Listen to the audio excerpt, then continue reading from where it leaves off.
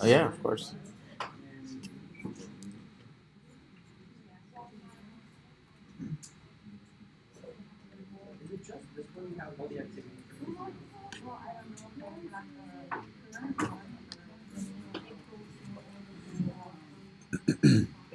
Yeah.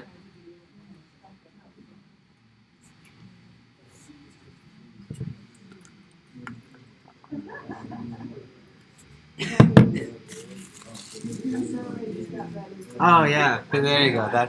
That's yeah, success. Yeah, that was my end goal. Yeah. Yesterday I heard they shut down all the Krispy Kremes in Gilbert. I don't know. Somebody was saying. Apparently they went bankrupt or something. Oh, it's been for a while. Yeah. Oh yeah. Oh yeah. Yeah. Yesterday somebody at work was saying that the Gilbert locations were all closed or something. I was like, oh.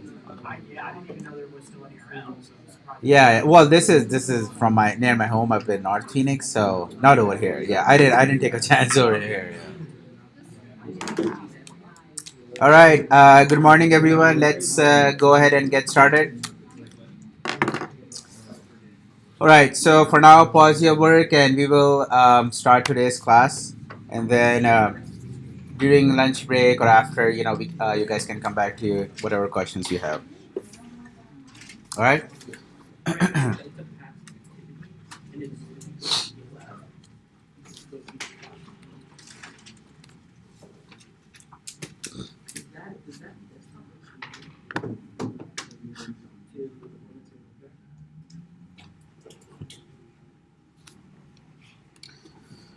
All right, Deanne, Brandon, you guys good? You can take it up later on. Okay. So on Thursday we started with Bootstrap. We're going to continue with oops. We're going to continue with Bootstrap today.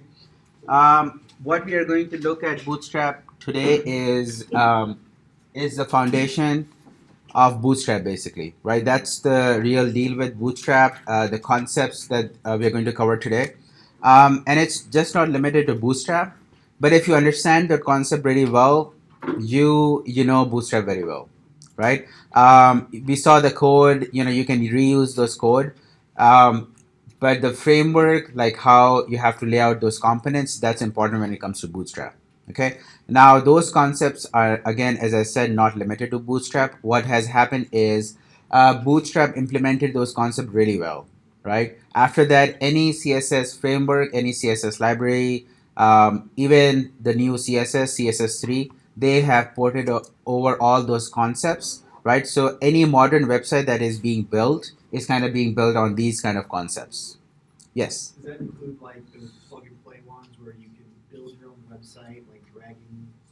Mm-hmm. Yes, yeah, yeah. They have something in the background. There is something going on, and that's what we will talk about. What those things are. Okay. Now the plug and play. Once what Nick is saying is, you might not be able to see it, but when you snap those things, they're kind of going in kind of like a format, and that's what we'll talk about how that's working. Well, not exactly how that's working, but how the websites are being built using these concepts. Okay, so it is extremely important that we understand what the concepts are today for Bootstrap. Um, and they are also very important for mobile responsiveness. Remember, Bootstrap's number one thing is that they are mobile responsive. We're going to talk about what mobile response means, and every website that you're going to build, I highly suggest please make sure that it is mobile responsive, right? Even your homeworks is a good point, but your projects definitely should be mobile responsive, right? If I look at it on my desktop or if I open your website on my phone, they should be nicely modifying themselves. And that's the concept we are going to look today, how that is going on. Okay.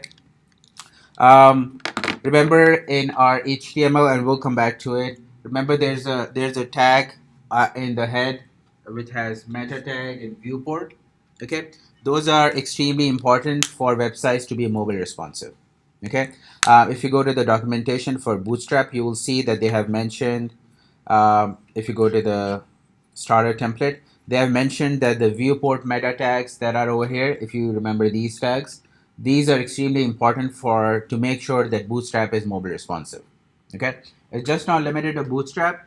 Any website that you're making and you want to make sure it is mobile responsive, the number one requirement is that you need to have this tag. Okay.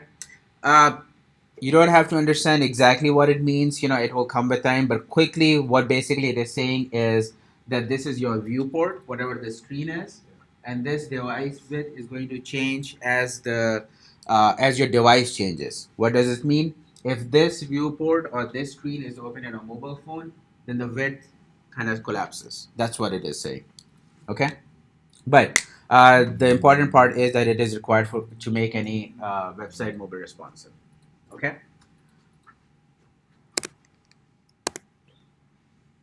So, quickly going back, Bootstrap is built by Twitter, right? They came up with the CSS framework, the CSS library. Why? Because the standards were not being followed, and they felt like every other team was having their own kind of like a small library. All right, so they came up with this, became so popular that they released it open source. I think it's like number 5 or 6 star GitHub repo on GitHub. Right, that's how popular it is. Um, so a lot of people, a lot of websites are using Bootstrap. They download it. It's open source. The license says that you can modify any way you like it. So people usually download it, modify the themes, especially companies to cater to that their color gradients and everything.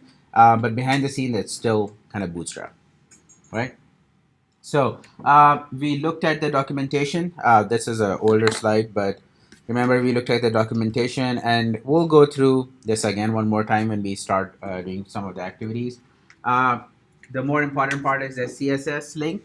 Okay. When you create your HTML file, make sure we need to include this. And then at the bottom of your script, of your HTML, you can include these files.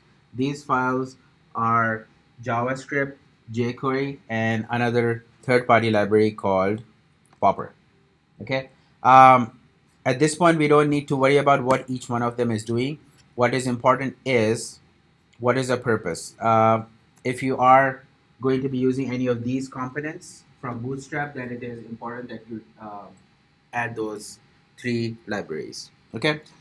This is a good measure. What I will do is when I create an HTML file, when I'm showing you some live coding, I will just include these at the bottom of my file, even though all of these components that we'll be looking today are not required for this. Just to get into the habit, maybe when you are doing your homework, next homework, you might be interested in using any one of these. So I'll just include at the bottom so you guys know what is going on.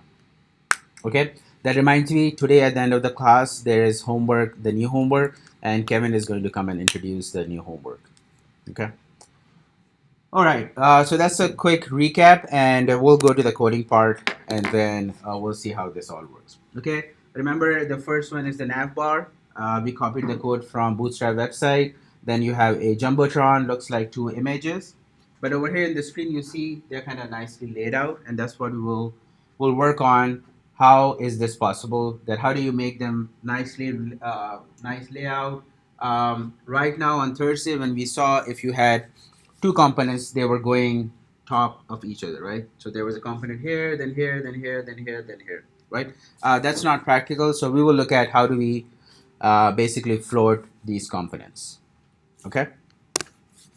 Let's go back.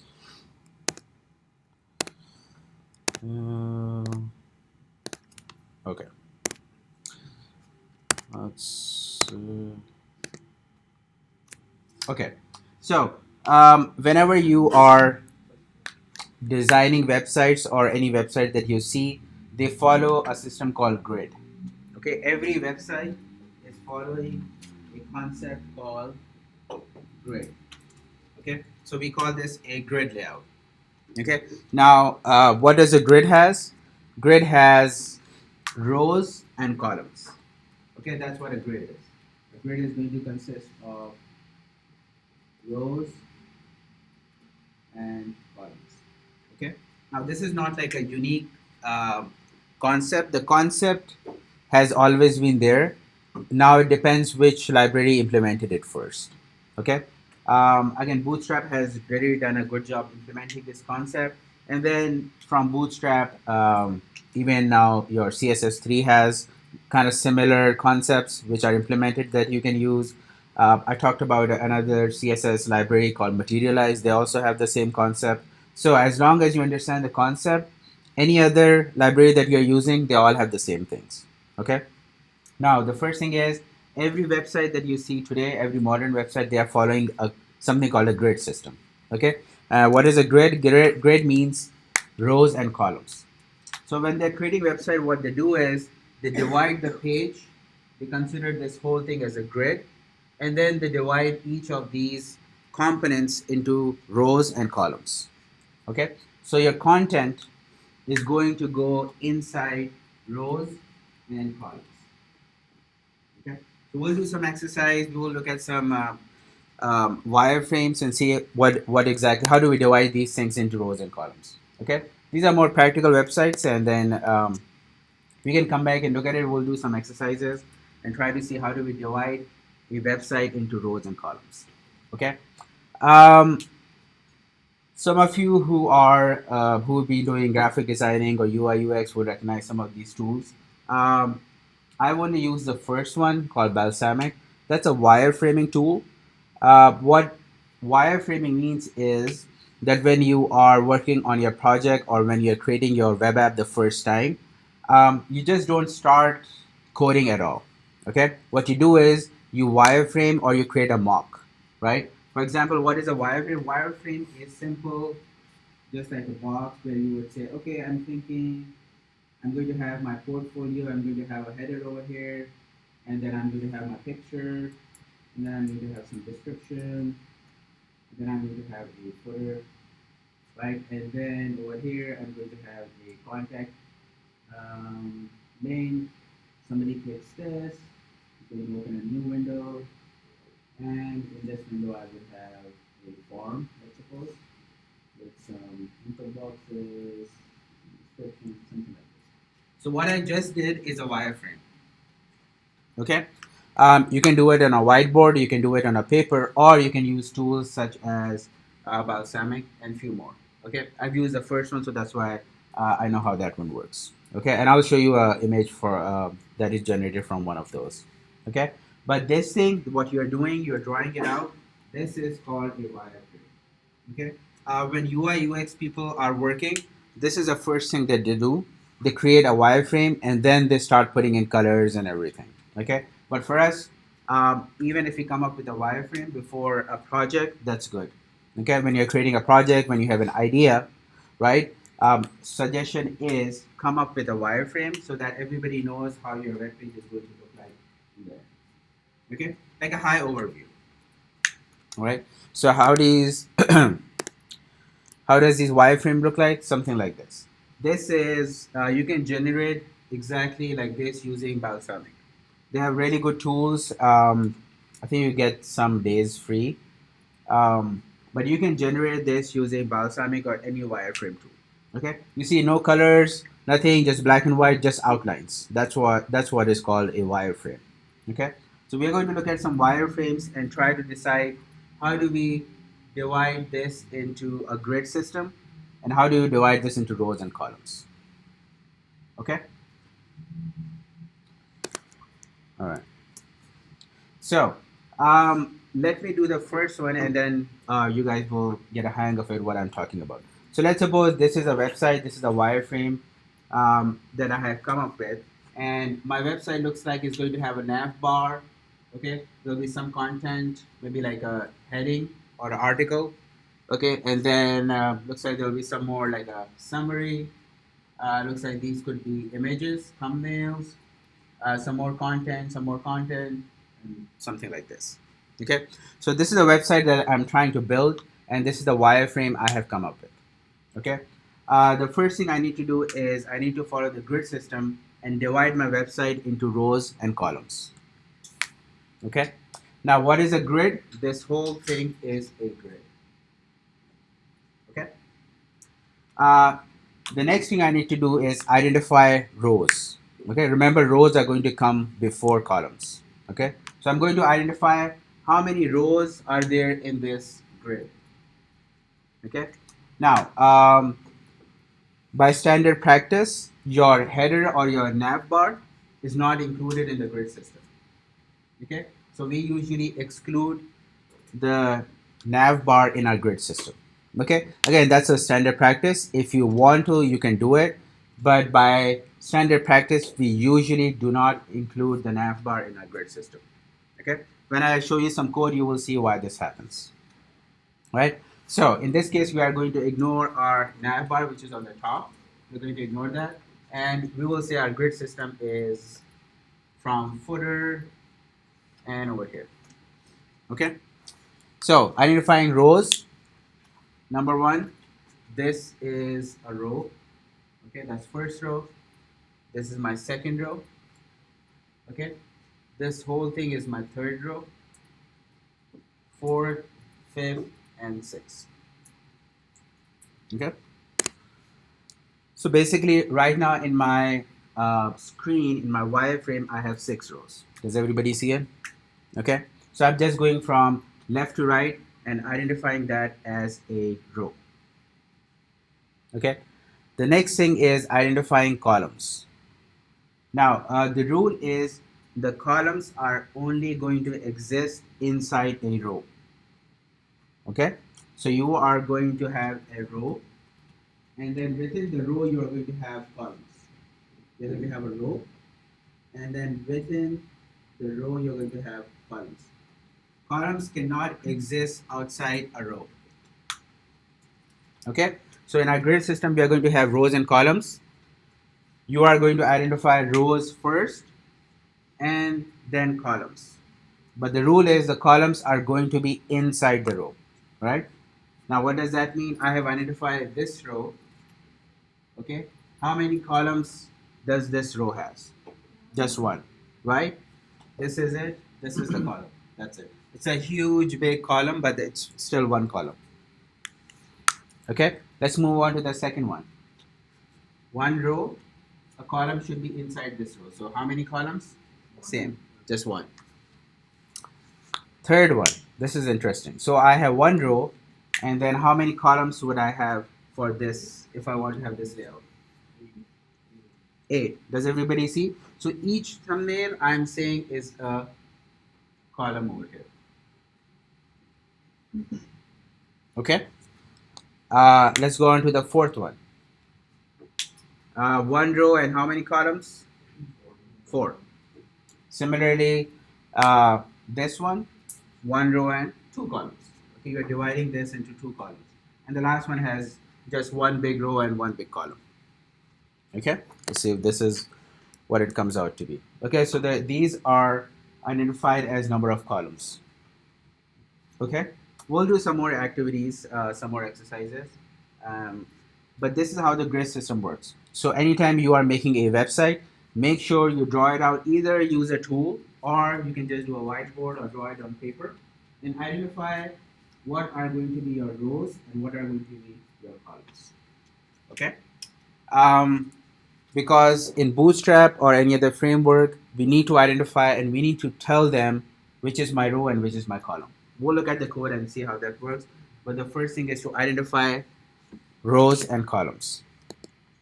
Okay, let's try this one. Okay, so this is a website similar. We are going to ignore the nav bar. Okay, so how many rows do we see? 1, 2, 3, 4.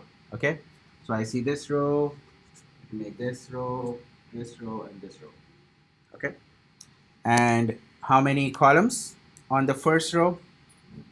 Looks like just one.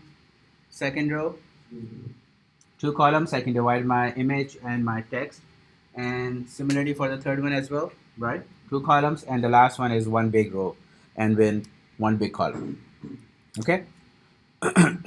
Now remember, if you create a row, it has to have a column.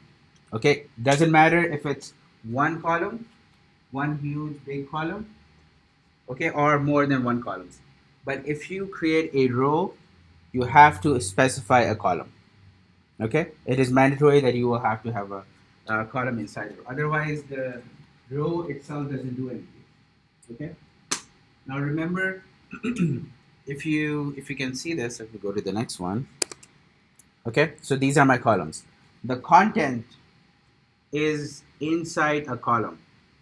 Okay, remember, so row has a column, right? The rows are going to have columns, and your contents are going to be inside a column. Your content is not going to be inside a row directly. A row is going to have columns, and then your columns are going to host that content. Okay, directly you will say this content is column number, let's suppose one. And then you will say this content is inside column number two, which belongs to row number two. Okay, so rows are like a parent, like a starting point, and then it is going to have columns.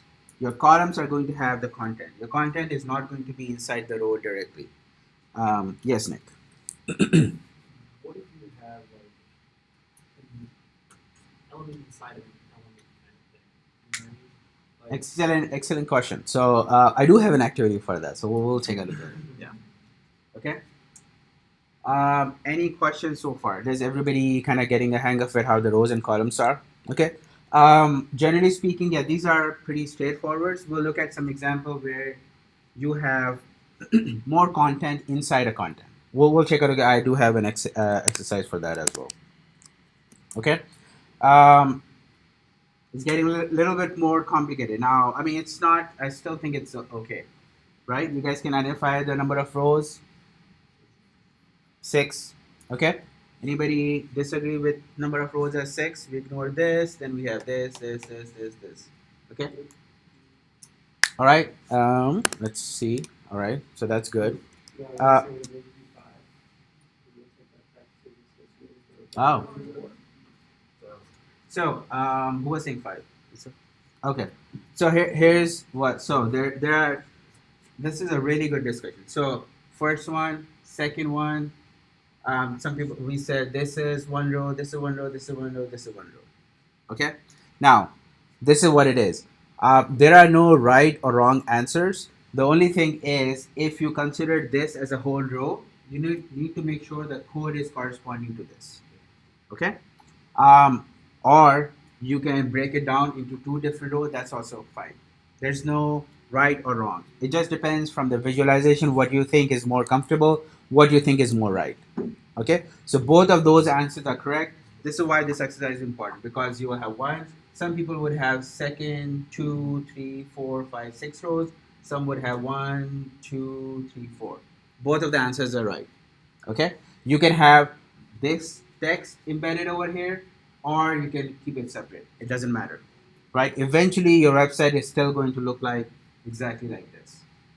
Okay, the code that you write would be different, of course. All right, you're going to have more number of rows. You will have more number of columns, and then you will adjust the columns with this. That's the only thing. So that's why some people would like to combine them so that they don't have to deal with this line separately, because you see the text kind of corresponds to this image, right? So that's the reason. Again, both of these are right. Whatever you feel like is better, whatever you can come up with the code, that will be the right answer. Yes, yeah. So are you saying when you're talking about this grid system and everything, are you saying that when you're making a website, you make it out of tables? You have what? Make it out of tables? Cables. Tables. Oh, tables. No tables. I'm not talking about tables. I'm talking about a grid that has rows and columns, like a So concept. it's actually called a grid element? Again, let's not worry about the code right now. We'll get to the coding part. Right now, I want you guys to understand the concept. I'll show you the code, everything. I'll show you everything. I'll write the whole code, and you will be able to build this website. That's okay. Okay. Coding part, we'll get to the what is the element, what is going on, what do I use. That's fine. Concept wise, first we need to understand what is the grid system and what are the rows and columns. Yes, we'll get to the coding part. It's not an element, it's a class. And I'll show you what class is. Hard to separate the two Yeah. That's it's. I know it's difficult right now. Just a concept. We'll get to the coding part, right? Yes, Shwin. So I guess like visually when we start doing this, should we just give like the text the borders so we can see the boxes? No text, no coding, nothing at all. When you are doing this the first time, have a paper or pen and just do it and decide over here. This would be one row. If I have text over here, I will divide this into a second row. Okay. No border, nothing. There's no coding at all right now. When you're doing wireframes, again, that's why we have UI UX people because they don't think in code. When I'm also doing it, I'm like, okay, I'm going to put something, I'm going to do this. This is the reason that this wireframe have come out. There's no coding involved. It's just drag and drop. You make those lines, you do it. This is how it is going to look like. And the next part then becomes how am I going to code? Okay, so no margin, nothing. Just simple wireframe. Draw it out. Okay. All right. When you guys are in a hurry to get to the coding part. Yeah. All right. So if you were going with the second approach where there are only four columns, four rows, columns are still the same. I don't see a difference. But again, if you divide this into multiple, you could have each one of them as a column. Okay. Little more extra code and little more maintenance in that case. Why? Because then you have to, if something changes for this one, then you have to make sure that these are kind of aligned. That's the only thing. Again, it's not a difficult thing. You will still be able to do it, but it's just a little bit extra code. Okay. Um, let's try this one. This is the one that Nick was asking. I'm pretty sure this will answer your question. If not, then we'll go back to it. So, a little bit more trickier. Okay. And the hint is that it's going to have sub rows and sub columns. Okay.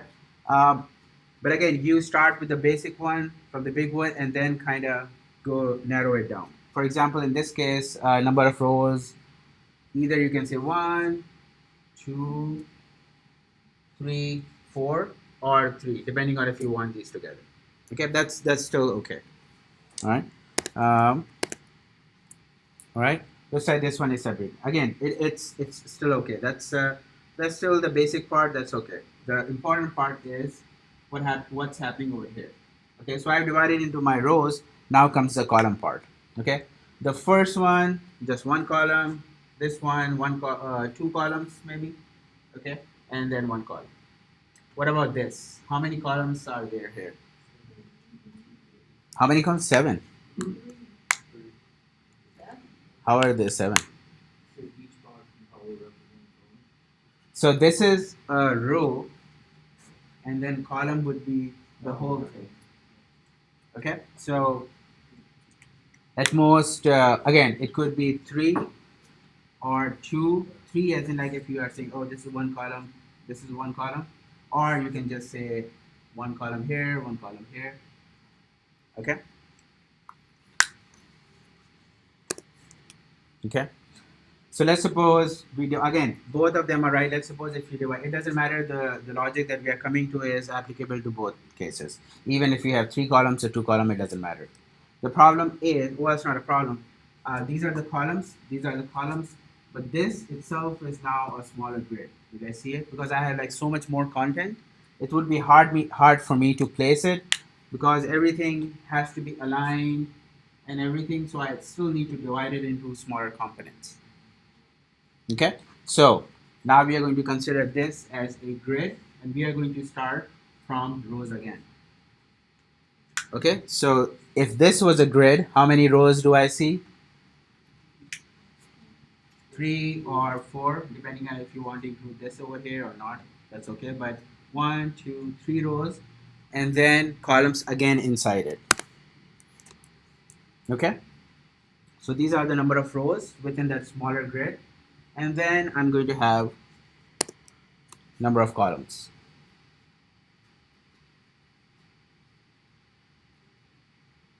Okay. Stop. Nick, does that answer your question? I think so. So Okay. essentially, they would apply if you had something else overlaying something else would be the same concept. Yes. Yeah. The same concept. So what you have to do is you have to have a grid, and So what is happening over here is I have my rows, I have my columns, but within my columns, I see there's still so much content that I need to divide this further. Okay, so basically this becomes another grid for me, and then I start back and say rows, and then columns. Okay, so columns are going to have content. They can they can act as a small grid, and then you will have more rows and columns within it. Okay, and you keep going doing this until you come to a point where it is one breakable piece that you can work on. Okay. Again, this is we'll start with the basic one so that you guys can see rows and columns. But I wanted to show you this to make sure that you guys know that you can subdivide it as well. You can have a grid within a grid. Okay. Again, we won't be using the word grid when it comes to coding, but you will have rows and columns. So you can have columns, and this content could become another grid, and then you can have rows and columns within. Okay.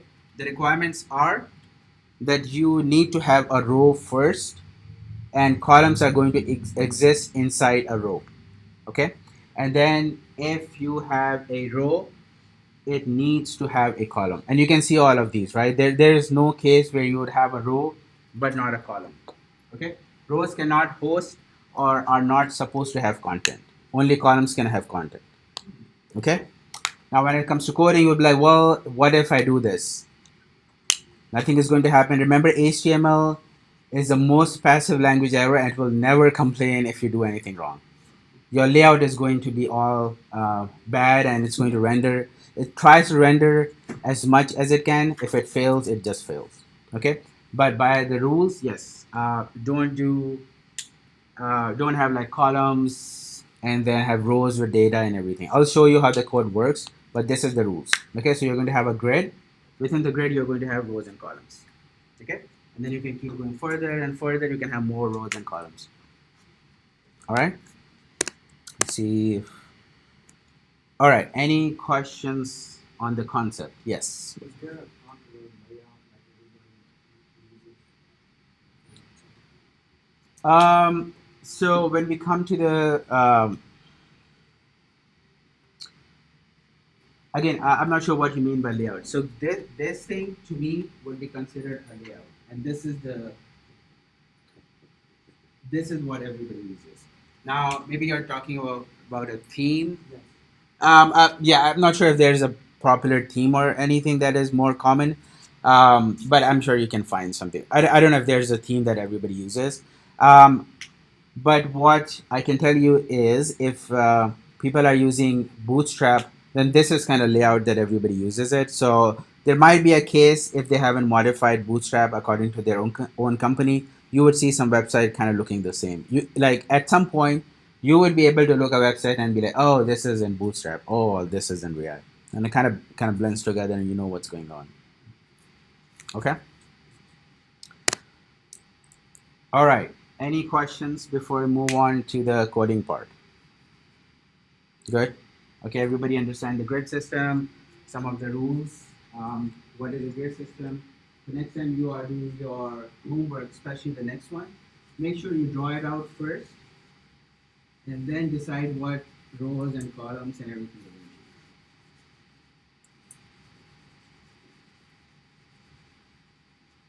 you're going to use. Okay. So next we will look at some coding part.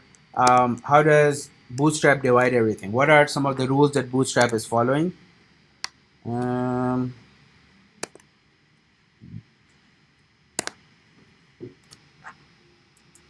okay. So when we come to the coding part, I'm going to translate each one of those concepts into what they are called in Bootstrap. Okay. So a grid in Bootstrap is called a container. Okay. The the code that we are going to see uses the word container. What is a container? Just a grid. That's what it is. Okay. Now remember the rules. Uh, a grid is going to have rows and columns. The same thing over here. A container in Bootstrap is going to have rows, and within the rows, it's going to have columns. Okay. Now, when we talk about the coding part, this it is called singular row, lowercase, and this column is called COL, col. Okay, so far so good, right? So grid, container, row, rows is called a singular row, and then column is called col. Okay, and it has some numbers to it, and we'll see what those means. Okay, so same layout. Container contains rows, and rows contain columns. The next thing is a row can have only 12 columns. That's a rule. Only for what? 12 columns. A row can have 12 columns. Okay? Now, it cannot be less, it cannot be more. It has to add up to 12. That is the requirement. Now, if you could be like, well, if I don't add up to 12, then what happens? Again, HTML is not going to complain, nothing is going to happen, your layout is going to be messed up. Okay? Because Bootstrap or any framework, it's actually true for any. They are looking for the number 12. Your columns have to add up to 12. Okay, we'll see. What if I don't need these many columns? What do I do and all that stuff? But the rule is that you are going to have 12 columns inside a single row. How many rows can I have? As many as you want. There's no restriction of rows. You can have as many rows as you want, but remember the number of columns inside each row has to add up to 12. Okay, so basically what Bootstrap is doing is it is giving you a grid, okay, uh, any number of rows, and within these rows it is giving you these 12 columns, 1 to 12. Okay, so every row that you create, you are going to get 12 columns. And then you have to put your content inside these columns. Yes, ma'am. So basically, you just have to, with the column class, specify how many columns you're supposed to Good question. We are going to come to that. Yeah. But what you are saying is right. Well, I'll explain what Tom is saying. But the end result, it has to be 12 columns. Okay? So this is a bootstrap requirement? This is a requirement. This is a rule. Yes. Now, if you don't follow it, the only, well, not the only, the downside would be that it won't render correctly. You will have misplaced content, it won't look proper. And the reason is most probably what happens is your number of columns are not matching to 12. Okay? Now, it is a rule, it is a requirement, but of course, since we are on HTML and CSS, you cannot enforce this by code because HTML doesn't let you enforce anything, just like JavaScript or any other language. So, what would happen is if you don't have 12 columns, if you have more than 12, then your content is going to be probably squished or probably will not show up. If you have less than 12, then your content would be taking up more space, would not look correct. Okay? Whatever the reason is, whatever the consequence is, the important part is make sure that your columns are adding up to 12. Okay? All right. Now, I'm going to show you some code. We are going to jump into the code. This is the most important screenshot, and I'm going to explain how to read this. Okay? A lot of time people ignore this screenshot. I think it's extremely important, and everybody should know how to read this grid. Okay? So over here you will see there are some names over here saying extra small, small, medium, large, extra large. These are called screen breakpoints. Okay, there's a terminology for this. These words over here, the concept that they are giving out, this is called screen breakpoints. Or for short, you can say breakpoints. I think just say screen breakpoint because there's something else. Breakpoint also, I don't want you guys to Google that and kind of get confused. Okay, these are called screen breakpoints. What are screen breakpoints? This is the maximum width that has been determined for any device. Okay, So, for example, phones in a portrait mode, okay, like this. The screen size is 575 maximum. Now, the unit of measure that they're using is called pixel, px, okay? It's kind of aligns with the screen pixels that they have, so that's what it means. So, the width is 576 pixel means it's the phone is in portrait mode, okay? If you switch it to landscape mode, it is of course more than 576 pixel but less than 768 pixels. Okay, so it's between those. All right, so when we talk about this breakpoint, we are talking about phones that are in landscape mode. Okay, now when we talk about more than 768 pixel or medium, this means these are your tablets, iPad, Samsung Galaxy X tabs, and everything. Okay, their screen size starts from 768 pixel and goes up to 991 pixels. Okay, that's what this chart means, and so on. If you go to large one, these means your laptops, the screen size of your laptop. Again, remember this is the width, we're talking about the width. Okay, height in this case really doesn't matter because your content has to look nicely in the width. The height, you have a lot of space. There is an almost infinite amount of height you have available. Remember, the real estate is limited by this width. You only have this width on your screen. Okay, so we need to make sure when we are aligning our content, we do it for a phone versus a desktop or a laptop, they should align properly. Okay, does everybody see? We only have limited width. Height is infinite, you can keep scrolling, doesn't matter. But the width is limited, it should be over there.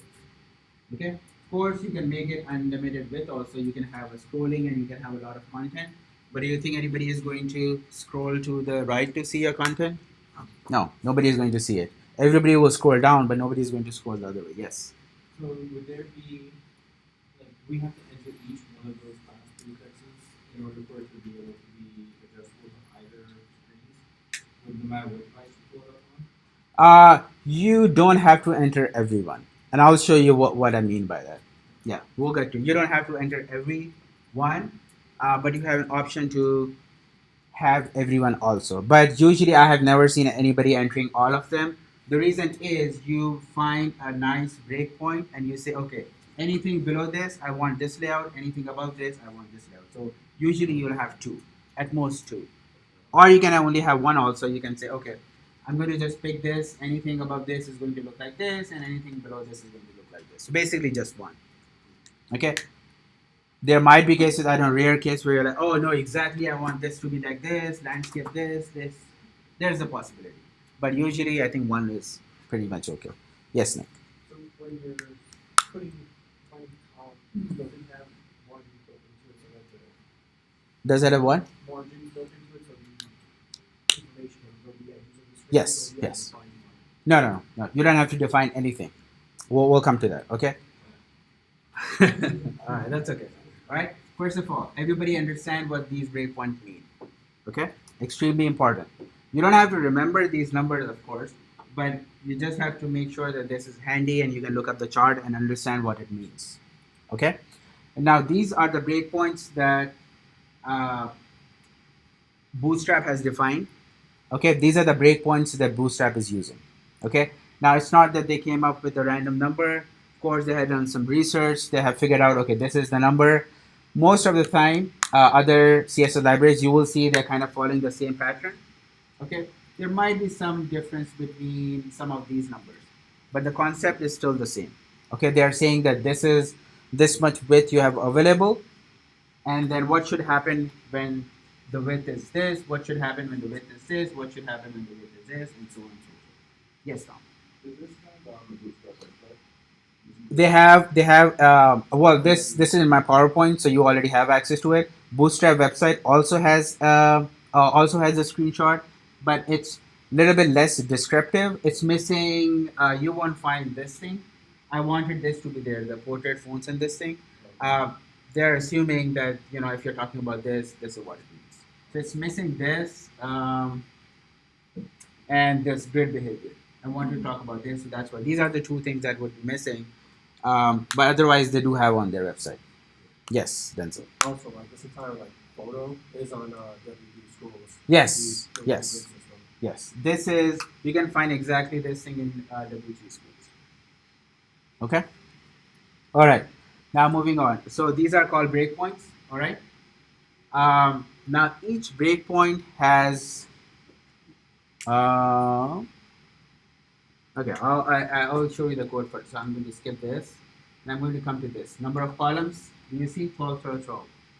I mean, it's kind of redundant because I have already talked about it, but this is included so that you guys know that doesn't matter what breakpoint it is, you still have these number of columns available. Even in this tiny screen, you will have 12 columns available. Okay. Now, of course, the width of these columns will be tiny, but you will have 12 columns. Okay. So every breakpoint has 12 columns available. Okay. Yes, Alex. What's the difference between the pixel in the container and the pixel out at the top? Which, what are you saying? Pixel on the top and pixel on where? And then the pixel that's on the top, No, say that again. like the 576 and the 540, the second column. Second column.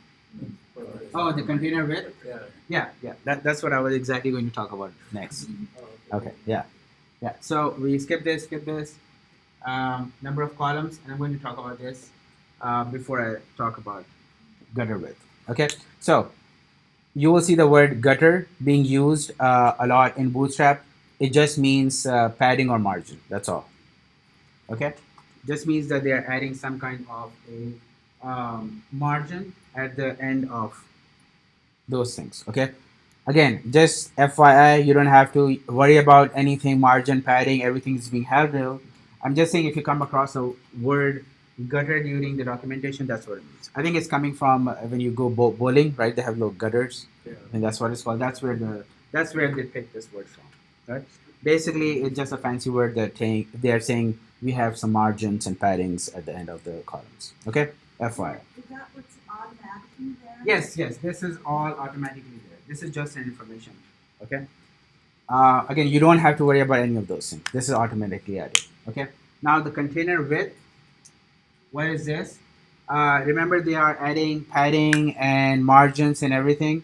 So for this device, for example, the small one, they are saying the container, this thing, this width that is available for you to put your content is 540 pixels.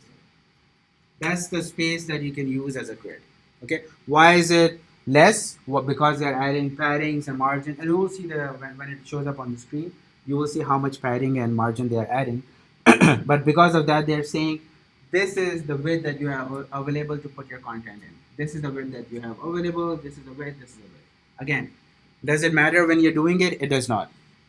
Right? This is just information that this is the maximum size of a width of the container that you have available.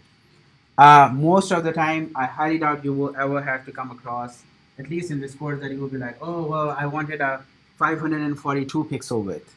It's not going to happen, right? Again, this is just information. I like to talk about it so you guys know. You guys know how to read this chart. Later on, if you're looking at it, you'll be like, oh, okay, this is what it means.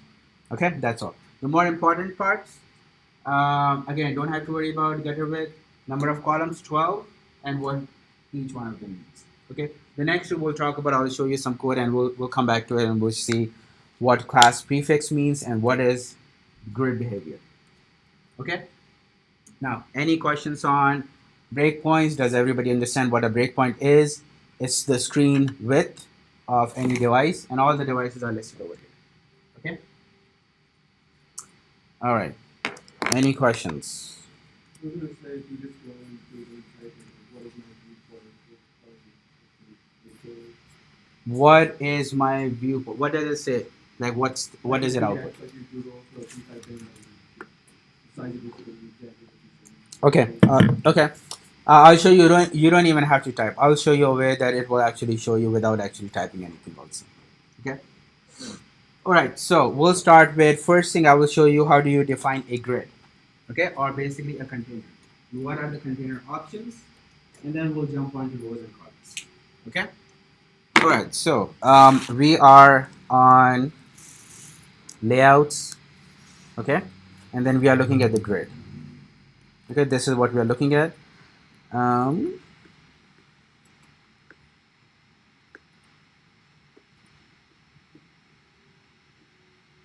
okay.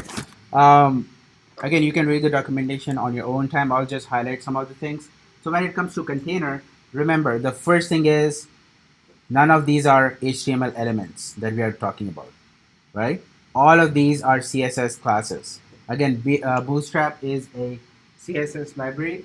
So all of this, there is no HTML element called container. There is no element container called row. There is no HTML container, HTML element called column, right? All of these are CSS classes that Bootstrap has defined. Okay. Now, what is the HTML element we are going to associate these classes with?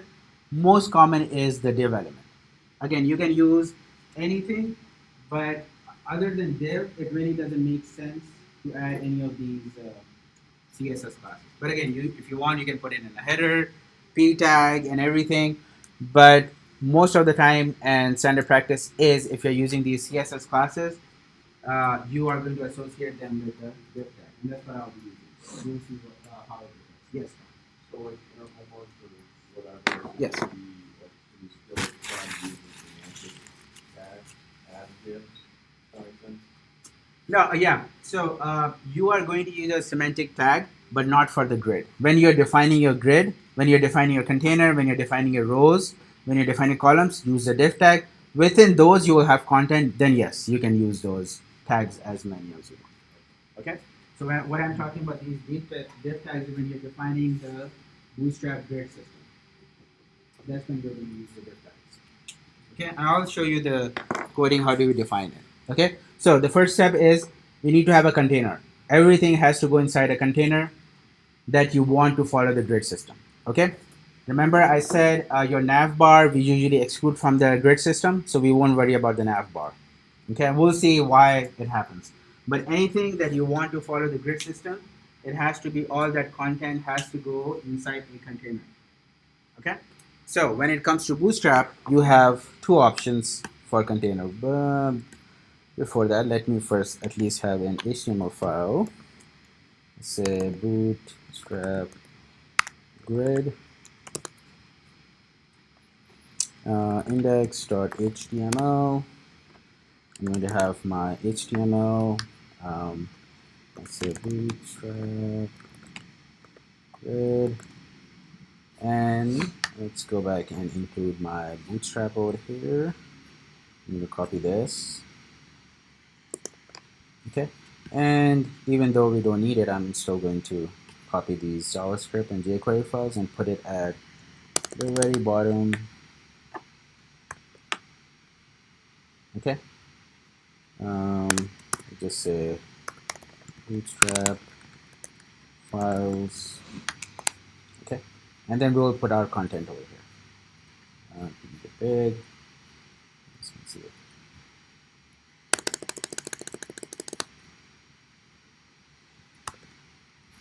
All right. So let's get back to our grid. So now you have two options. Actually, with the latest version of Bootstrap, we now have three options for container. Okay, I'm going to cover the first two. The third one, I'm going to leave it out. Once we go through rows and columns and what each one of them means, you should be able to come back and look at the third option also. Okay, again, remember the third one was included more recently in the latest version. Why am I on 4.4? Let me go back to the correct one. And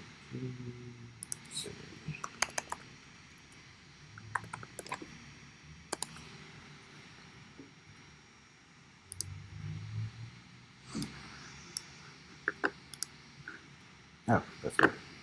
Let's go to layouts and then grid system. That's better. Okay, so you have three options over here. I'm going to cover the first two. The third one was more recently added. once you get through these things, what they mean, how do you put it in the code, you should be able to come back and understand this one also. Okay, not as widely used, of course, but the first two are more widely used. So I'll cover the first two. Okay, so the first thing we'll have to do is define a container. So I'm going to create my div tag. Okay, and then remember all of these are CSS classes. All right, class, and we'll start with the container class. Okay, let's go ahead and run this and see what happens. Okay, blank screen, nothing happens. So let's add some text or color. Let's say this is container. Okay, shows up over here, but still not evident what's going on. So let me go ahead and add some color to this so that you guys can see what's happening. Let's see if I can find some colors here. Colors. Okay, so I'm just going to use one of these color classes so that I don't have to create a style sheet. Yes, so let's this one looks nice. Let's do this one. Actually, you know what? I'm going to use this one because I'm going to have content inside it. I don't want that hidden. Okay, so let's see what it comes with. Okay, let's change the text color to white so that you can at least see what I have over here. Text underscore, let's do this one. Okay, so you see all of these are classes that are available to you. All right, so the first option is container. Okay, if you are using the class container, this is how it looks like. Okay, all your content has to go inside this gray area that you see. Okay, of course it looks like thin, but as you add content, the height is going to expand automatically. Okay, so you don't have to worry about the height. You have to place your content inside it, but the important is the width. You see those spaces at start and end. Okay, by default, this is what they are doing is they are adding some margin or padding at the end. Okay, a lot of you might have seen more modern web pages where they have a lot of space on the left and the right. If you guys have seen those, this is what is happening, right? This is the more modern way for creating websites. Apparently, UI UX has come up with this option that you need to have space, start and end, and your content should be over here. Looks nicer, and whatever the reasons are, if you are using container, this is how it's going to show up. Okay. The second option is using container fluid. Okay, I'm going to create a container right below it, and then I'm going to talk about it. Container fluid. Okay, in this case, you are going to use the class called container fluid.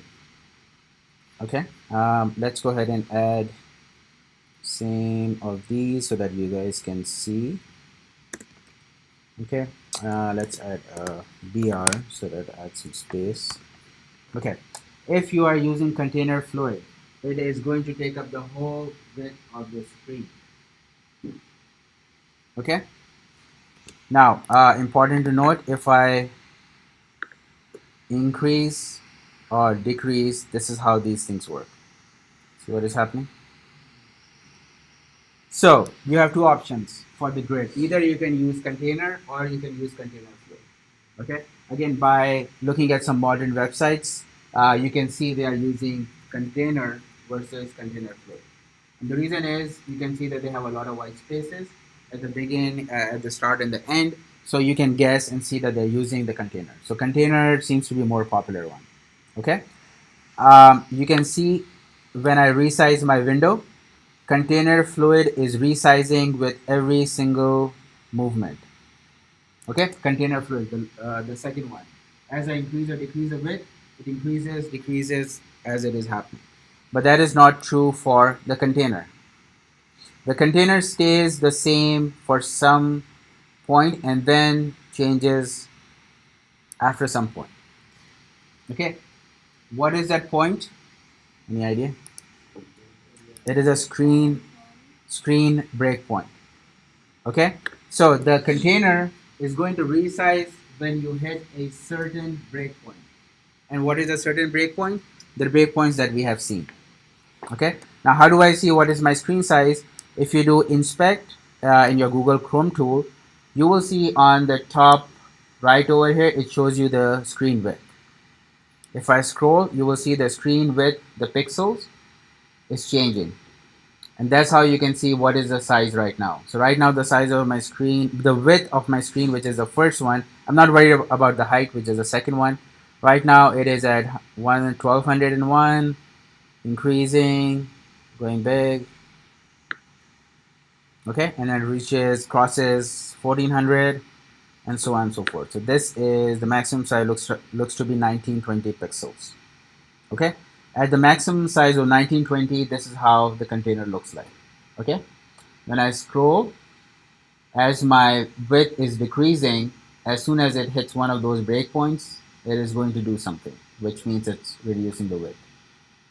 So it changes now, changes now, changes now. Okay, so this comes to be something like my phone. Okay, now this is not the only tool that you can see how your website is going to look like when you shrink it, when you look at your phone. Google has a nice tool over here, the second option you see right next to the arrow.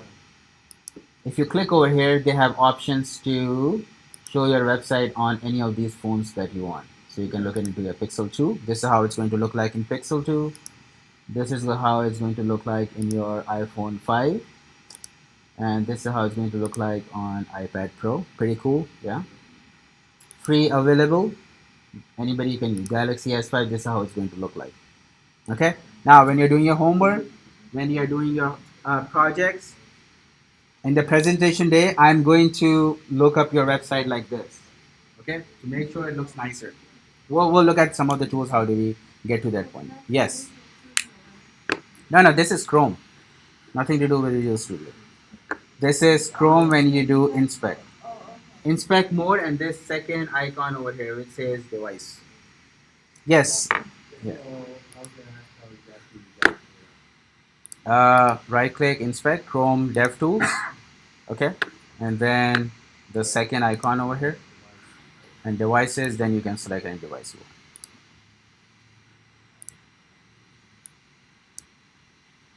Okay. you do respond to the top page, you can also enter in whatever width you want to set it to, or just drag it side to side to see how it Yeah. Okay. All right. Coming back to this. So container and those are two options. Now, by standard, pick one of them and use it. Okay. By definition, can you have more than one grid? You can technically, but when you're making your website, usually you will only have one grid, one big grid, and that's all. So usually you will only have one container. Everything is going to go inside one of these container classes. Okay. Can I have more than one container? Technically, yes, you can, right? But is it going to act weird? It probably will. Okay, so just make sure that you have one container and all your content, all your website content for that page goes inside the container. Okay, and pick one of them, whichever you like. Again, I'm going to follow the first one because that's more commonly used in websites. So we'll again, all the rules that I'm going to show you are same with container fluid as well. Okay, there's no change, but you have two options. Okay. Now we are going to come back to this one.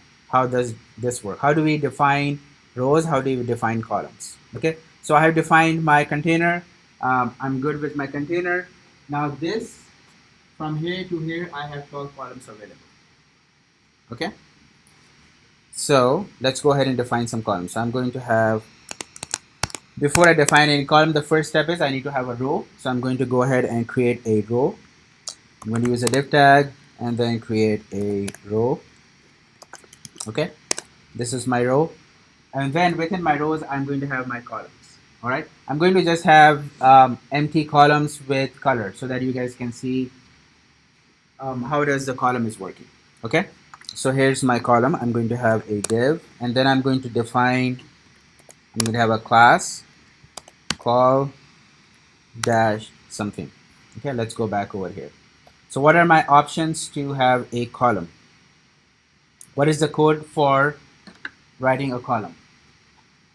col, okay, and then dash, and then a breakpoint, okay. If you want an extra small, you don't have to mention a breakpoint, okay. And then there's something after this. There's something after this is the number of columns, okay. What does this mean? So let's suppose I want to have my content is only uh, in my content I only have three things. So this is my listing, okay. I have defined a row, but within my row my content is this and this, okay. Let's suppose I'm going to have something over here, something over here, and something. Those are the three things that I want in my row, okay. But again, remember you have 12 available. So how do I do this? You're going to divide these three into 12 columns. So total number is 12. And then I'm going to say this is going to span or take up the space of 4 columns. This is going to take up a space of 4 columns, and this is going to take up the space of 4 columns. Okay, so I'm combining some of the columns into one. Okay, let me write the code and then we'll see if that makes sense. So for example, I'm going to define a breakpoint. I'm going to use SM, which means small. We'll see what effect it is. And then I'm going to say 4. This means that the content is going to take up the space of 4 columns. Okay, but remember your columns must add up to 12. So right now I am taking up the space of 4 columns, and then I have more space available. So let's go ahead and put this in, and let's add some color so that it shows up. Let's say success. I think it was success. Okay. All right. So I have 12 available. My content has only taken up for space of 4 columns. So that's why it expands up to 4. But I have this, all of this is still available. Right now I have graded out so you can actually see it. But when you're creating a website, what is going to happen is if you try to place in a different row, this is going to have a lot of white space. It's not going to look good. Okay, that's one of the reasons. But again, make sure you have all 12 columns. So this means I need to have um, 3 more. So I'm going to copy this. I'm going to have this. But this time I will change the colors to different so that you guys can see. Let's use the blue. And then there was something called warning, which I think is yellow. Okay. So I have created a grid with content that is going to span these many columns. Okay. And the end result is I'm taking up the space for all the 12 columns. Okay. Now there might be content where you want every single column, you would change these numbers. Let's suppose my first column is going to take space of 6. I need more content over here, right? Maybe these are my spaces where I need less space, but my content in the first column is going to be a little bit more. I'm going to have a bigger image or something. Okay, so I can change this. I can say take up the space of 6 columns. Okay, then of course I need to change this because this doesn't add up to 12. It's kind of acting weird now. It doesn't know what to do. So let's go ahead and fix this. So this is going to be 3. It's going to be 3. Okay, so I have more space. I have given more space to my first one. Let's go and change this so that you guys don't get confused with the text. This is just the text though. Okay, so I've given more space to my first content and I'm giving less space to my other content. Okay, so this is how you add up or you divide the columns, but the end result should be that they should all add up to 12. Yes, Tom. We'll come to that. I'm coming to that. Yeah. Well, I'll show you how this is working breakpoint, what each one of them is. All right. Any questions? Yes. Yeah. that you were gonna check on our homework, how it worked on devices, and you said that was set up through the Medicaid. To what? Medi? Medicaid screen, Oh, yeah, yeah, yeah. but you didn't show us how to set that up. It's already set up on the top, right? Oh, it automatically. It's remember I was saying this is already there. Oh, okay. Yeah, when you create your HTML, it's all. I was saying that you don't have to worry about it because it automatically adds itself. I was just giving you information that this is there. You need to know it's there. Yeah, yeah, it's already there. Okay. All right. Yes. Right. But if the name of the class, it's part of the, it's not part of the name of the class, right? It is. It is a You know, class. when you're going for column purposes, like when you have to call that using CSS or something, it's like a quotation mark from the outside. This is a class and this is a oh, it's a different class. Yes. Oh, okay. Yeah, this is a color class. Remember I went to the documentation, there's a quotation marks, no comma, makes it look like it's just one. Oh, yeah, the space, they're divided by space. That's two. Yeah, those are two separate classes. Each one of them will be divided by space. So anytime you see a space between two classes, this means there's a separate class. Okay, that's why you cannot have spaces between classes. It has to be that space on top. So if you see a space, this means it's a separate CSS. Okay. All right. So I'm going to convert this back to equal columns and then show you how the screen points are working. So let's go back to 4, 4, and 4. Let's change it to 4, 4, 4, 4. Okay. So I'm using the class called SM small. What does the grid tells us? It says that in this case, I'm using this one. Okay. Now we come to this one. What does this mean? It says collapse to start, horizontal above breakpoints. Okay. So what does this mean? This means anytime your screen size is going to be um, less than 576 pixel, right? It is going to stack your content. Okay. What do I mean by this? Right now the content is not stacked, right? How do you stack the content? So let's start with the smaller one. So I'm going to inspect so that you guys can see the pixels over here. And I am going to use this. This is what stack means. So what Bootstrap or what the grid system is saying, if I'm using this class SM, I'm basically saying anytime the width goes below 576, stack my contents. Anytime the width goes above, which is greater than equal to 576 pixel, put my contents in a horizontal. Okay. So right now my screen size is most definitely less than 576. Why? Because you can check over here, it says 500 right now. Okay.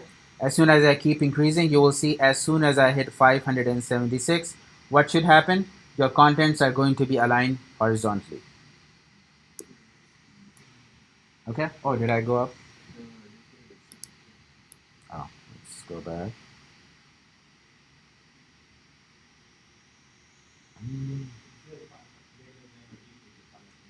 Yeah. Yeah. It's kind of hard to. Oh, come on. Oh.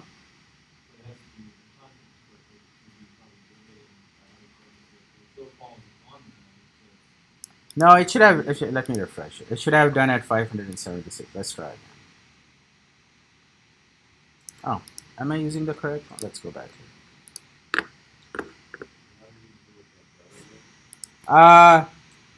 No. So what this means is when the screen size is 576 or more, then it should go ahead and change my content to. It says collapse to start. This just means that it has to be stacked, and that is working. The only thing that is not working is if it goes above 576. Either my numbers are not correct or something to do. Maybe it might be the resolution of this screen over here. Let me try on my laptop here. I don't know if it's going to make a difference, but that should have worked. So um, let me do this 500. Let's see at what screen size is it changing.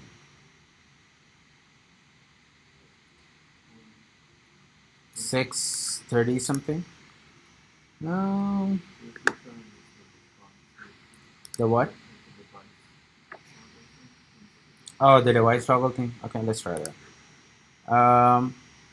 So let's go over here. So let's change this to responsive. Change this to 574. Okay, stacked goes up. Yeah, that's better. We're good. I think it's the resolution of this monitor. That's why it works on my laptop, but it's okay. All right. So remember, what is the breakpoint? It is saying that anything below 576, it's going to stack them up. As soon as it hits that breakpoint, it goes above or equal to, it is going to make it horizontal. Hold on, CJ. Okay? Now, the same way, let's go back over here and change this. Let's look at the medium. What does this mean? What is medium saying? Any device greater than 768 pixel, make them horizontal. Anything less, stack them up. Okay? So, if I go back over here and change this to MD,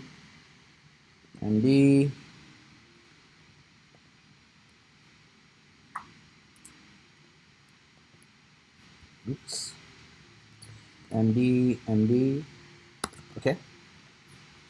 Now what is going to happen? You see 576, since I'm not using small, this means I have to go up to 768. All right, so anything below are going to be stacked. Anything above is going to make it horizontal. So if I keep going up, right, still the same, stacked. Why? Because I'm using MD, so it has to go above 700. Let's do 760. So I just have to. Okay, still stacked. Oops. As soon as I hit 768, it becomes horizontal. That is what it means. So depending on maybe you're viewing, maybe you have come to a conclusion that on your iPad you want your content to be horizontal, right? But if it is in a portrait or in a landscape mode, if it is in portrait mode, you want them to be stacked up in this case. Okay, so that's what these breakpoints are doing for you. Yes, CJ. What is it?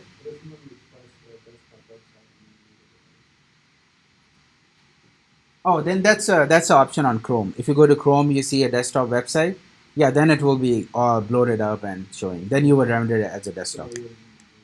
No, these would they are kind of overwriting that thing. Yeah, and that's an option on the Chrome. When you go into settings option, it says desktop site. Then it will. That's Chrome's responsibility. Chrome is going to spoof and tell your website that, oh, give me the desktop version. You don't have to worry about that. Yeah. Yes. Yeah. I'll come to the second one also. There's an option. Let's suppose we'll come to that. Yes, Scott.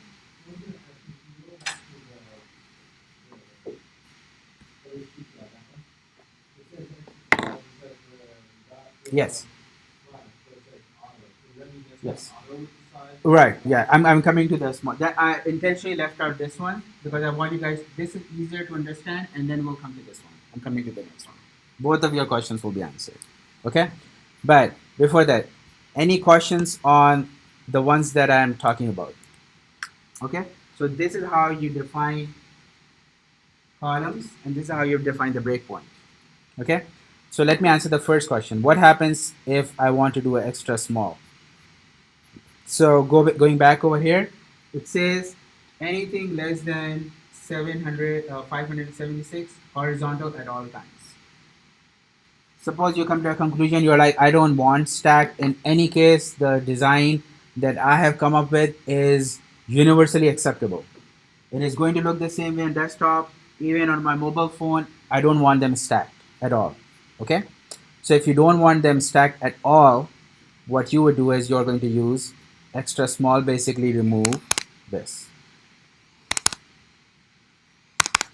So in this case, what you are saying is no matter what the size is, it has to be horizontal all the time. So you can go back to 568, still horizontal, keep going down, still horizontal, it's not going to change. That's what extra small means. Okay? So in this case, you are saying no matter how small the device is, I don't care, I want them to be horizontal at all times. Okay, I don't want them to be stacked. Generally, that's not the case. You do want them to be stacked because you can see if you have image something over here and then text, they're kind of squishing, doesn't look good. You can have an image here, then stack text, then those things. We'll look at some examples. That's how it would be. But that's what extra small or the first one means. Okay? Does that answer your question, Scott? Okay. So I'm going to switch back and then I'm going to answer next question. So I was talking about having more than one. Okay? Let's suppose I have a case. I'm going to change this to small. Change this to small. Change this to small. Okay, I have 4 columns. Stacked. Okay, looks good. Now what I want is, in this case, in my website, this is okay. When it's a smaller device up to a certain point, stacked is fine. Okay, and it is giving equal number of columns. Now what I want is when it becomes horizontal, maybe my first column should take up more space because I'm going to have a bigger, I want my image to be bigger than these two. Okay, right now they are all stacked, so it doesn't matter. Your image is going to be here, your content is going to be here, your text is going to be here, right? But when they become horizontal, the case is that you don't want them to be equal size. Let's say we hit 760. At this point, you want this one to have more space and these two to have less space. Okay? So in that case, you would have multiple breakpoints or multiple columns. So you're going to say when the breakpoint is small, I'm going to have 4 columns, 4 columns, 4 columns. Okay? But when the breakpoint is medium, I want this to have 6 columns. When the breakpoint is medium, I want this to have just 3 columns, and then I want this to have 3 columns. Okay? Now what is going to happen? Let's go back to our small. Oops, let's not do that. Let's go down to 560. Small, stacked up. When it goes above the medium, when I have more space, okay, what do I want? I want them to expand and come to this point. And a larger device, I want them to, this one to have more space, this one to have less space. So that's why you would use multiple ones. The code, so it is 560. Oops. They're stacked up. Why are they equal? Because I'm saying that anything small and less than, I want them to have four columns and they're stacked up. When I get to a device that is, let's suppose, more than 768, what is a medium breakpoint? 768, so let's do 800. I want to change because now I have more real estate. I have determined that my content can have, this content can take up more space. Now I have a big image with a text, something like this. So you can change your layout of your website depending on what breakpoint you're hitting. Yes. What is it?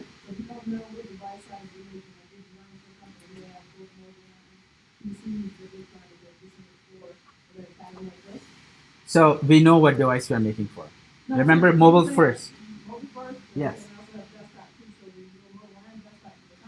Yes. Yes. Again, it's not necessary. Again, depends on your column. Depends on your content. Maybe you don't need 6 columns worth. Maybe you're fine with being then equal. That's up to you. But yes, if you are doing it, yes, you will have the wireframe, and then wireframe would be for a desktop. Okay, and then you will have a wireframe for your mobile phone. Like this is how it should look like. That's when you're determined. right? So maybe in this case, I'm like, okay, my desktop is how it should be. When it comes to mobile, this is okay, right? But I have determined that in my wireframe that this should take more content. But when it comes to mobile phones, it doesn't matter. So it's going to be equal size. You're almost always designed to go portrait of the landscape. What is it? You're almost always designed one portrait for phone and one landscape. Yes. Mm-hmm. Yeah. So again, Bootstrap stresses it should be mobile first. You should make your website first for mobile phone and then expand out of it. And the reason is because mobile phones have a lot of less real estate. If you can come up with this good design, this is a lot easier than coming to this. Right? Going the other way is a lot difficult. I can tell you, make a desktop looks super nice, and then you try to do mobile, you're like, oh my god, I can do this. This is too much. Right? So recommendation is start from mobile and then go up. Yes, sir. So, do you recommend actually starting and when you're viewing the layout and going back and forth from our code to how it's laid out, actually going into this responsive, have like a smaller layout and we're building mobile first? When you are building mobile first, yes, you have to have a mobile layout first. Yes, yes, that's what I'm saying. Yeah, when you're building any web app, your project and everything, recommendation is you look at your mobile phone first and then build the rest. Right? Again, this is a recommendation advice. Almost nobody follows it. I mean, I know. makes It makes sense, but it's difficult. I totally understand it is difficult. When I'm on my laptop and I'm coding, I don't have this mode on, right? I have this. This is what I have always, right? So I'm going to, of course, I have in my mind, I have so much real estate over here, so I'm going to design my website according to this, right? It's a sad truth, but what happens is mobile is always the last one, especially in our course. People think of mobile as the last thing that they want to do, right? But recommendation again, the good standard is that you design it for mobile first and then do it. Maybe some of the groups or in your homework you will follow it. But there might be people who are going to forget and not follow it. But that's the recommendation. Okay. Again, it is always a lot more difficult coming from desktop to mobile versus going the other way. Okay. Yes, Tom. just for clarity, so is it pretty common to do something like that where you have a small and a medium, or is it more common to do mobile and just hit that break point to go back and full screen Um. what how you do like the column bit, column two, column three? Yes. Is that pretty common to do? Yes. Versus what? Versus. Versus like if you were to just do a small floor, like all the way down, Yeah. and then once it gets past Oh, that okay. point, Yeah, no, again, I want to say which is more common. Again, it totally depends on your content, right? Maybe your content doesn't require, I'm just giving an option that if your content requires, you don't have to do two at all. You can be happy with just one, that's fine. Okay? It just depends your maybe you want your picture to be bigger or take up more space, that's when you do it. If you don't want, you can totally do it with just the small one also. It doesn't matter. But you will have equal spacing then. Maybe you will have more width and then you'll have more spacing because you are taking their equal columns, but your content small, then you have a lot of white space. That's why. Yes, go ahead. So that how you is that how you would transition it from mobile to desktop? Or Yes, exactly. That's how. This is how you would transition from your mobile to your desktop. If that maybe that's what you were saying. yeah. Yes, yes. So if you have a website for your mobile phone, this is how it looks like. When you go, you have a lot more real estate. Then definitely you want this to take up that real estate because you are then wasting it. If you're on a desktop, you're wasting that much amount of space. Yeah. Yes. if you go small, you can change the floor to 6 and right? Yeah, yeah. The only thing is this column, whatever you have chosen, should add up to 12. That's all. Yeah, you can do 63, any combination of 12. Doesn't matter. Yeah, it doesn't matter what you want. Yes. So when you go back to the content, yeah. So if you go back to the where you can choose like the size of the column or whatever it is, what exactly does responsive mean versus like the different devices? Oh, it's just a layout. So responsive basically means that you can customize this. Like these numbers, you can customize it. You can put anything you want. if you select a device, they will not let you. Yeah, you see, these are disabled. You cannot change it. That's the only thing. It's a fancy name that you can customize your screen with. That's all it means. Yeah. With devices, yeah, these are fixed. You cannot change the width over here. It makes sense. I mean, it doesn't make. I mean, the width of iPhone X is 375. I mean, why would I change the width? Because that's kind of defeating the purpose. So yes. Okay. Somebody else also had a question. Yes. Any other questions? Okay. A lot of code, right? We'll do activities and we'll get through this. Any concept questions? Everybody understand what the breakpoint is working, how they're working? Okay. Remember, you will have to do all of this in your homework as well. But that's okay. We will go through some of the activities. Okay, and we'll do this. All right. All right. So let's start on activity number 14. Okay. Let me open activity number 14 so we can see what you guys. We'll start with something. Again, I'm not going to say easy. I don't know why. We'll start with something. Let's stop over there. Okay. So in your activity, you will see you will have a image given to you. Okay. This is what we want to create. Looks difficult, but it's not. Okay. The first thing I would say, um, find number of rows and then columns. That would be a first start. Okay. This text, if you Google lorem ipsum, you can copy those things from there. So you don't have to worry about the. Please don't start writing this text in your code. Okay. I will show you a shorter way. Lorem ipsum. If you go to lorem ipsum, let's just do this one. Okay. It's lipsum.com, and then you can copy this text and put it. These are placeholder. It doesn't matter what it says. You just need some text. So you can copy this or generate over here, and this is all the text given to you. So you can just copy paste this text in your HTML. You don't have to type this whole thing out. But the important thing is try to find out number of rows, columns, and then put this text. It should come out to something like this. Okay. Hint looks like they're using container. You see these spaces, you can tell this is the container, not the container fluid. Okay. Uh, you can pick the small breakpoint. That's okay. Or you can just use the extra small. That's okay also. The first thing is that this should show up like this. And then depending on how you collapse it, you can modify. You can either stack them up all one by one. Um, that's up to you. But the first thing is if you come to this point.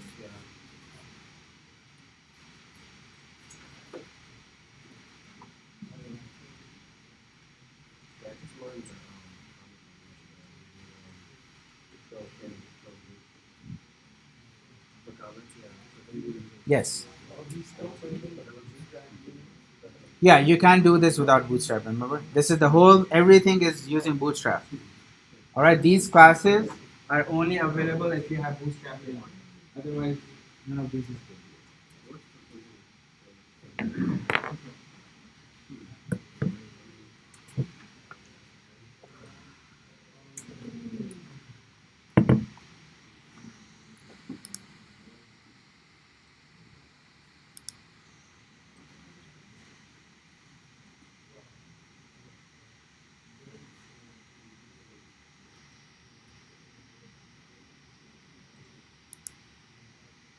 So this is activity number 14. The image should be there.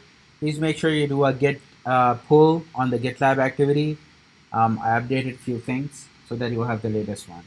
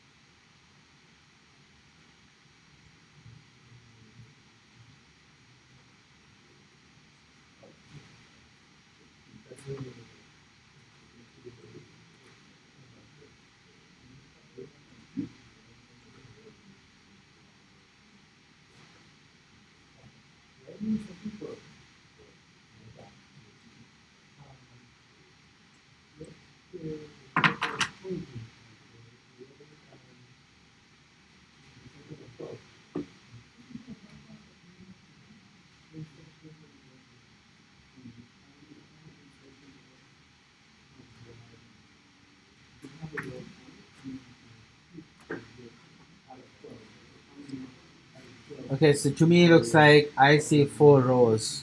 That'll be the first. So first row, second, third, fourth. So I will start with four rows.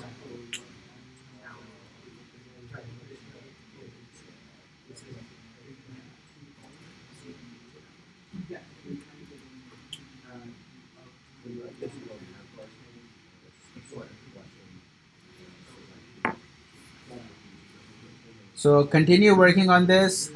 If you get stuck, you can look up the screen. I'm going to start a little bit solving bit by bit. For example, like I found out there are four rows, so I will just code four rows. But keep working on it until you get to the end. Get stuck, you can look up and see the code that I'm using or I'm solving with.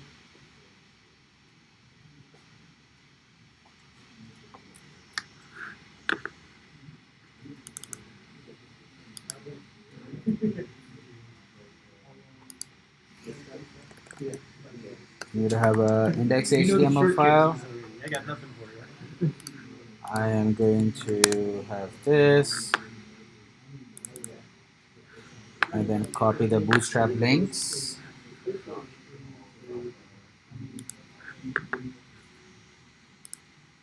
Copy this.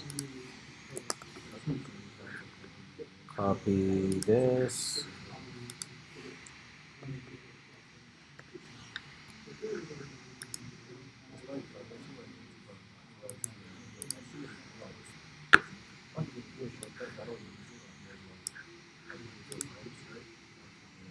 Okay, so as I said, four rows. So in my body tag, I'm going to create four rows first. Class row, second row, third, fourth.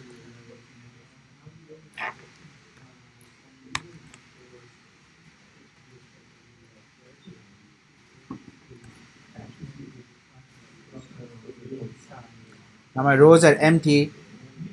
Each one I'm going to put something inside, but that's how I would start with. Just create four rows. Huh? Oh, yeah, sorry. Thank you. Excellent. Thank you. I need a container first. Good catch. That's it. I'm glad people are paying attention. All right, so I have a container and then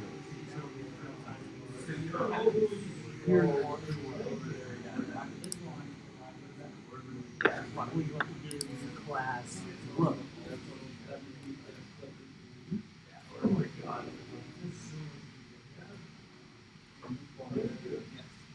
Yeah, if you haven't turned on word wrap, I do recommend that you do that. You don't have to scroll way over to the right side of the row. Under view, in DS code, you go under view, it's called toggle word wrap. Now,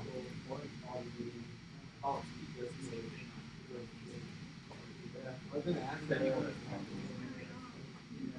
So now it just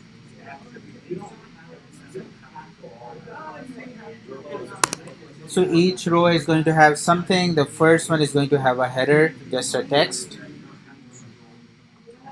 This text. So I'm going to create a column.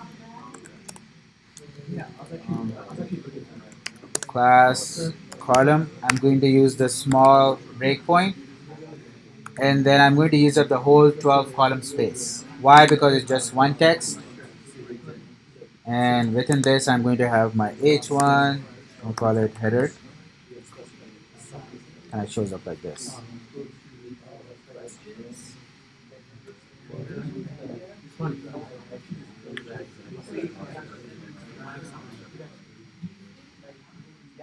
And my second row is going to have 3 columns. You see this white space over here?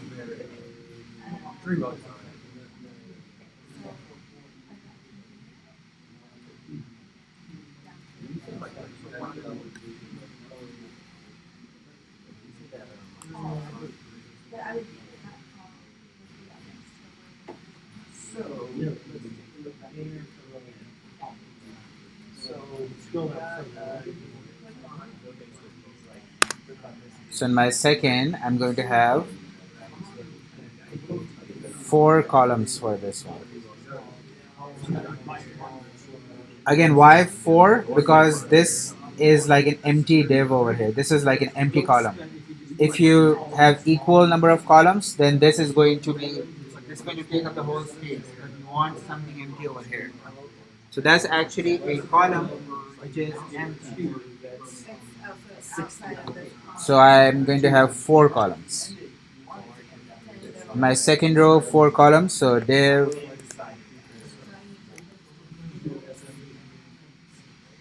class column small 3.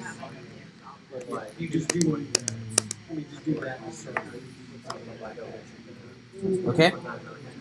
My first 3 columns are going to have some text. So I'm going to copy the text. Let's copy this one.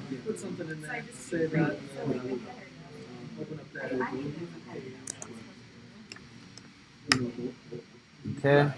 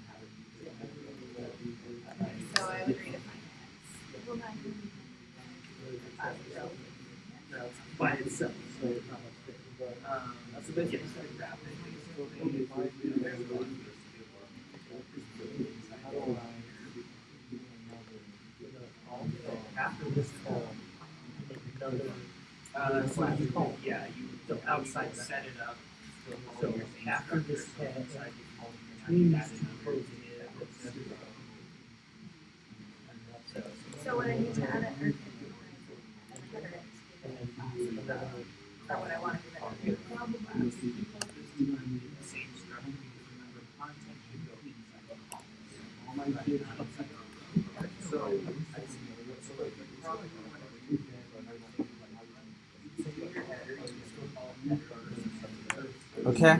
So my second row is going. This is my first row. Again, there's a space over here, intentionally left. So the column is 3, 3, 3, and 3. But the last column doesn't have anything. So I have an empty column over here. But they all add up to. Huh? Yeah, or you can skip this as well. It's the same intention, but I'm putting it just so that I know I'm adding this up to 12. Yeah. Yeah. Just have to have a space over here. That's all. You got it? Oh, wow. Okay. Yeah. My second row is going to have 1, 2, 3, 4, 5, 6 columns. So 6 divided by 12. Each one of them is going to be 2. Okay? 6 columns of 2. So in my second row, I'm going to have 6 columns, and each one of them is going to be 2 column wide. So 1, 2, 3, 4, 5, 6. Okay, and then after that, I just need to add some text.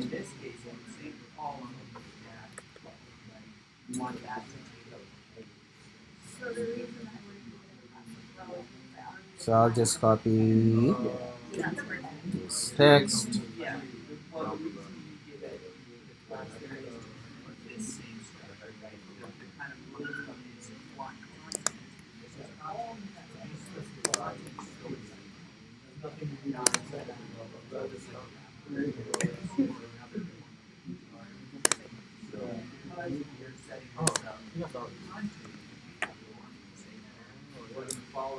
And this is how it looks like.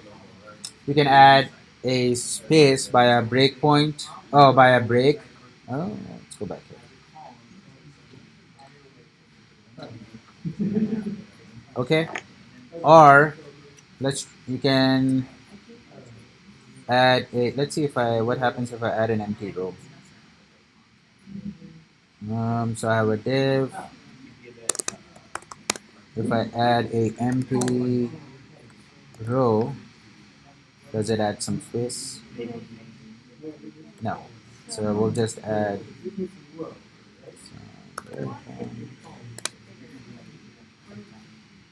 okay, add some space.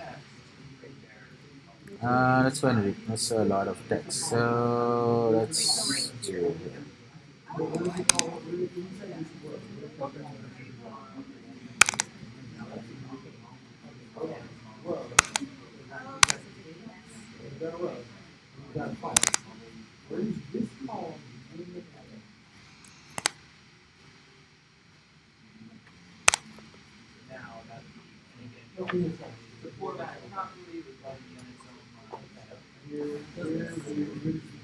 okay, and then the last one is kind of similar. You will have one row with two columns, and you can complete that part.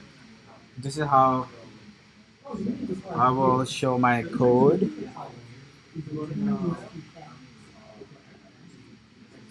So I have row, row, and then within each row I have these columns with text.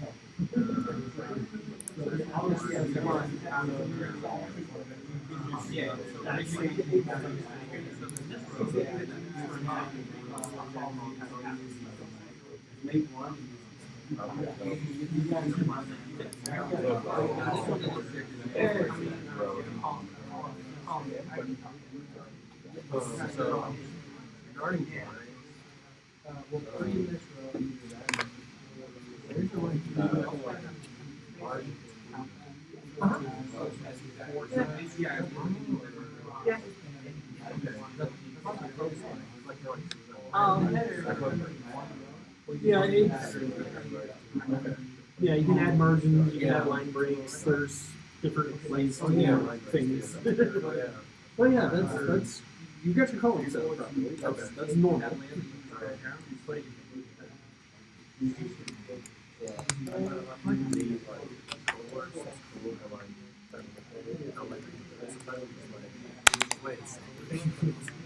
I know it works, but why is it?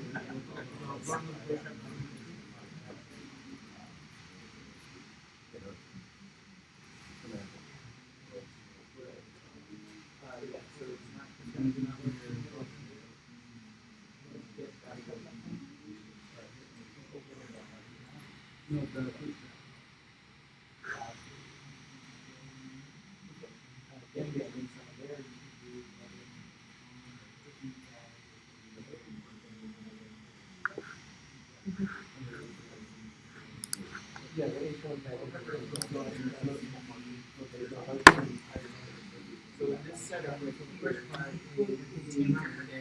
depending on whether you this is all one container. So all your codes go inside. That would give you margin. And then you're talking about this first row right here. So that's inside your container. Row, column, column, column. And then you gotta start another row. You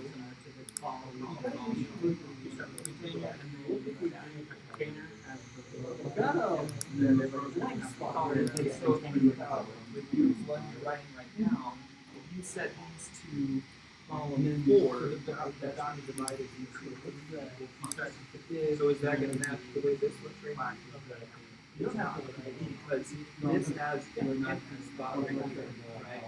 If you set it to four, they're gonna be like one here, one here, one here. If you want to set it all three, and you don't have because it's at the end, you don't need to point that all the One quick question.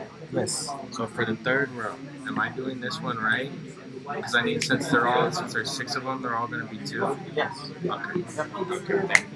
Whereas, so say with this one, they are one, and they have one here and one here. You have to set up a specific column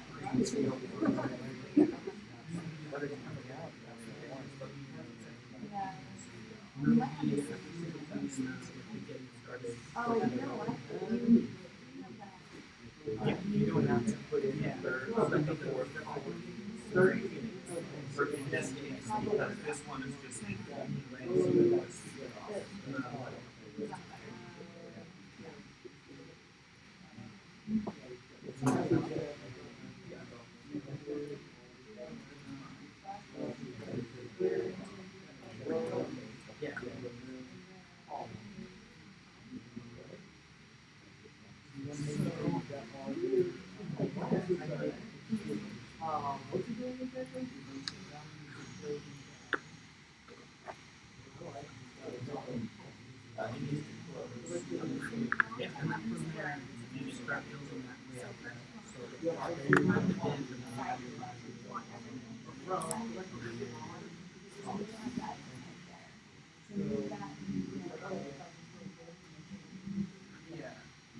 so basically,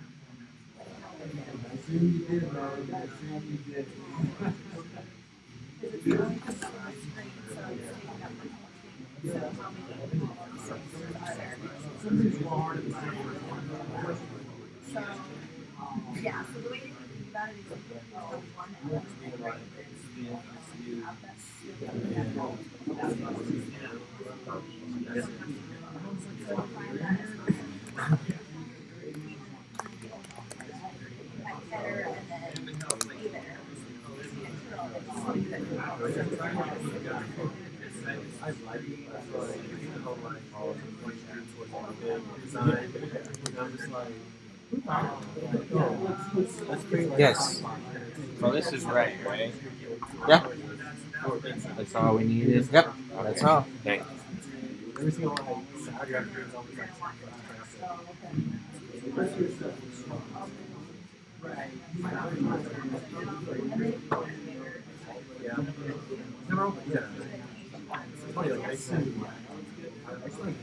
All right. Let's. I know a lot of people. Most of you guys kind of get a hang of it, and I saw most of you guys were able to at least have some rows. Okay. All right. So we have 6 minutes, maybe like 5 minutes before we go for lunch. I just want to show you quick thing or start on something, and we will complete it after lunch. That exercise was just using text. Okay. The next one is exercise number 15. If you're done with that one, I'm going to use some of the Bootstrap components now. We're kind of going to build something like this. Okay. We did it with simple text. This time we will do follow the same strategy, but we will kind of try to come up to this page. Okay. So quickly, the first one is your nav bar, so we don't have to worry about putting this in your container. Okay, this is going to be outside your container. Um, First row looks like second, third, 4 rows. Okay, 4 rows, then 2 columns. You can see the width is different. Okay, visually looks to me 3 span columns and 6. Oh, sorry, three come up to 12. So 3 and 9. Okay, 3 and 9, or you can do this 4, 4 and 8. It's up to you. But looks like this has to be smaller and this has to be bigger. So this would be the case. Okay. Um, Yes, this is number 15. And again, if you want to try it, you can go ahead, but I will actually solve this. The next activity is more like a student portfolio, then you can do it. If you want, you can start working on your own, but if you want to just see, I'm going to code this out and show you. Okay, but the difference about this is we're going to use Bootstrap components. Okay, for example, this is a simple nav bar. We'll copy the code. This thing, the top one, is a card. Okay, so if you go to the components and then scroll down to a card.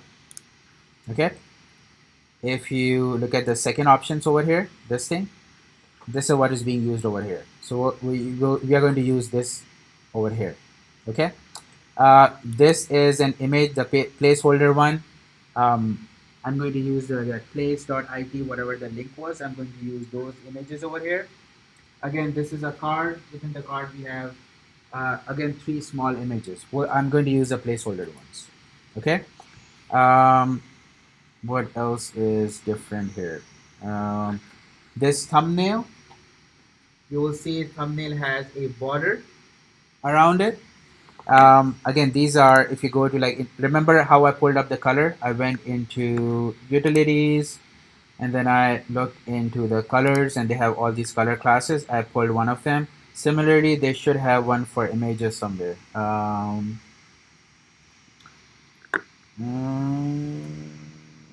image. No, I think it's called. Where's the image one? The icon.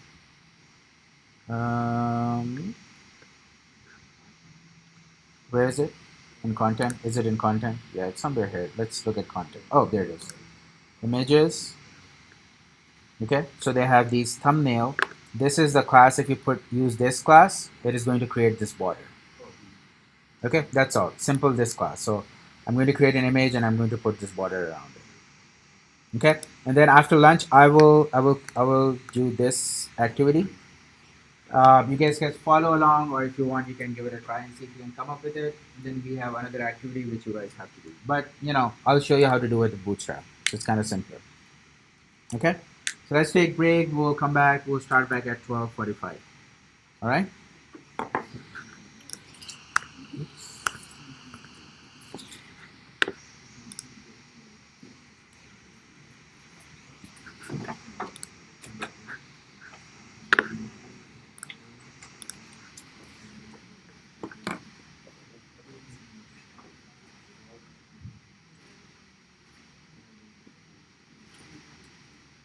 Are you working on the JavaScript framework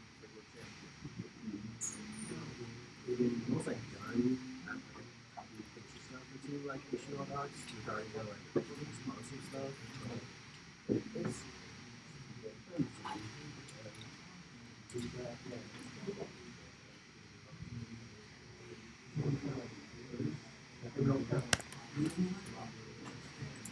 Yes, Thomas. You have a quick question? Oh,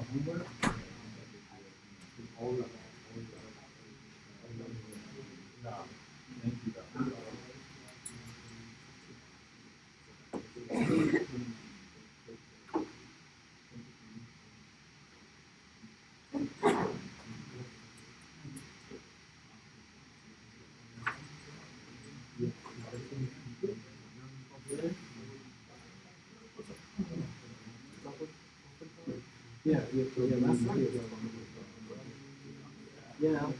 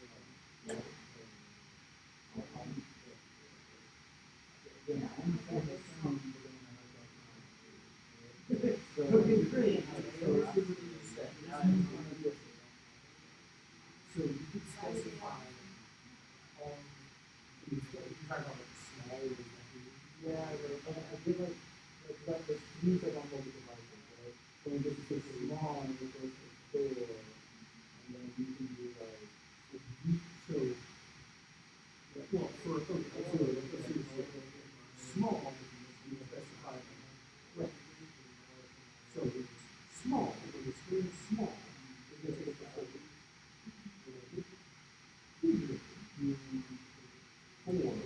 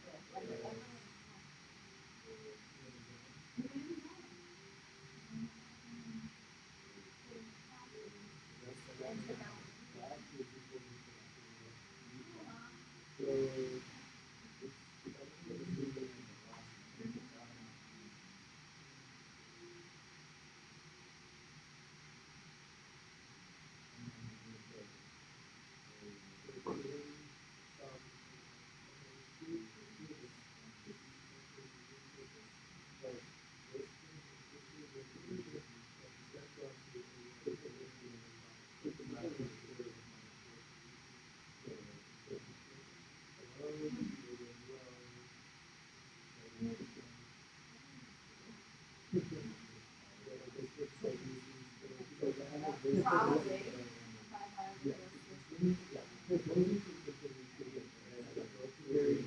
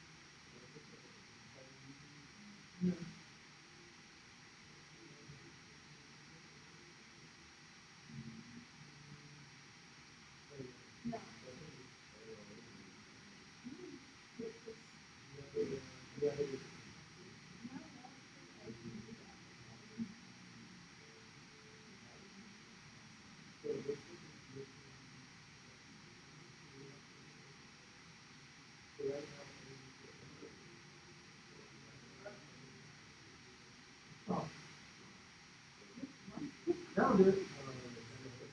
I was like, why? You found it before I was like, why is that row on the row? Yeah.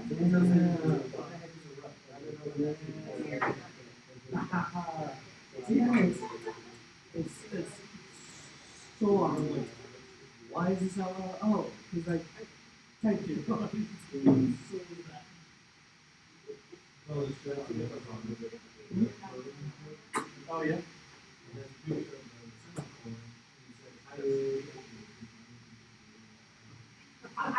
Yes.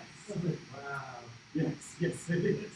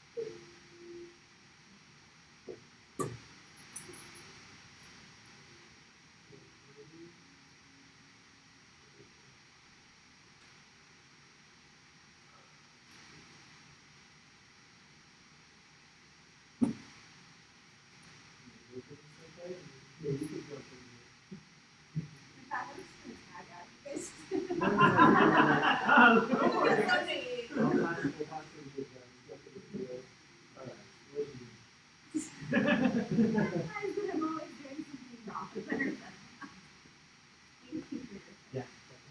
Alright, so what we have here, let's type that by the way. I mean, I'm not brave. Alright, so that looks like a great net.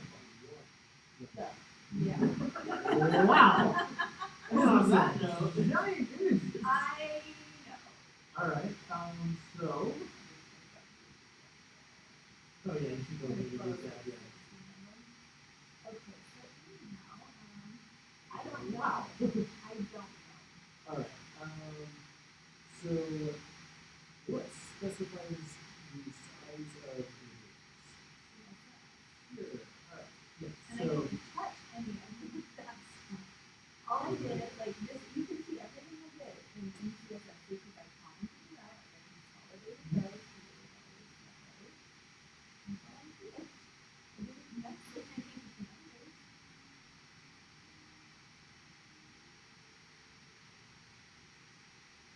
That was a really long process. Yes. Why do you do that to yourself?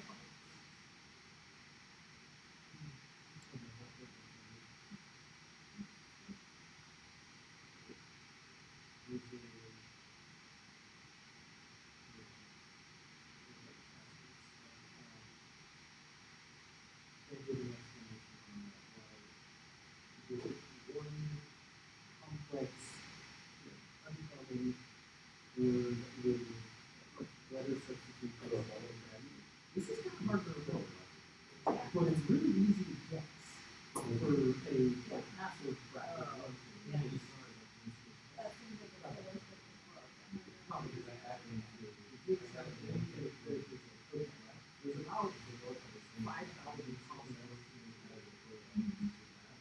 You take a string of four random-ish words. Run the day. You have 5,000. Yeah. The one who gave us correct words out of the school. You can look that up. You can figure it out. Get 5,000, 5,000, 5,000, 5,000. Any possibilities, yeah, all lots. Or at all. So, Well,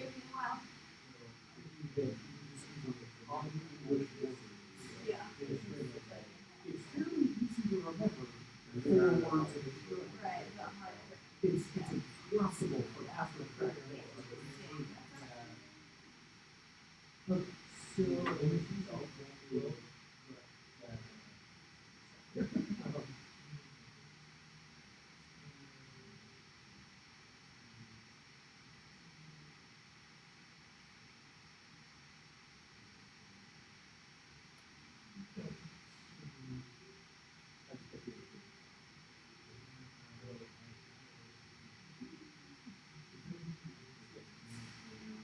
so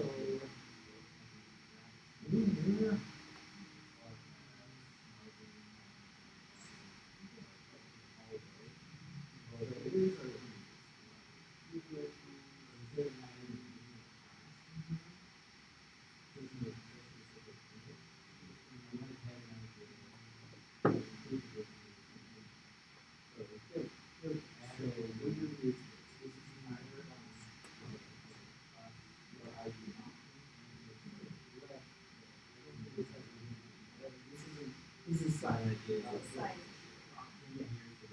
There might be a flow issue in here. Yeah. Yeah.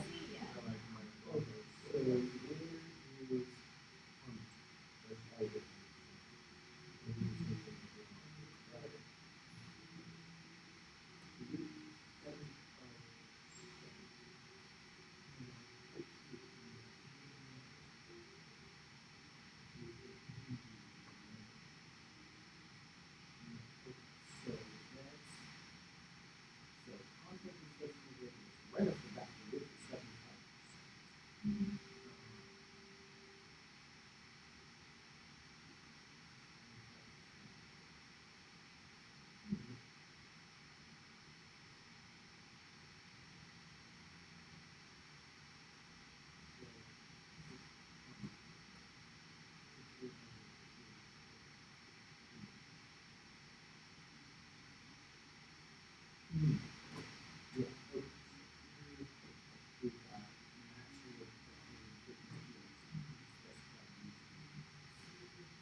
And this is where I get stuck.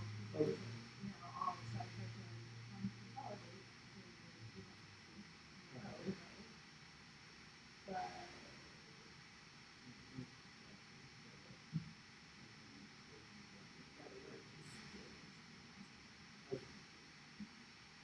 I'm straight to that. No, that's okay. So,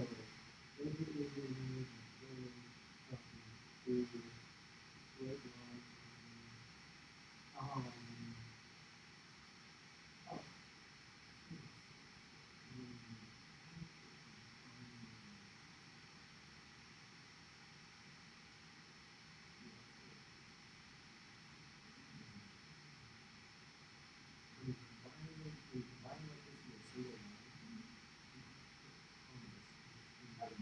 so, and that's, yeah.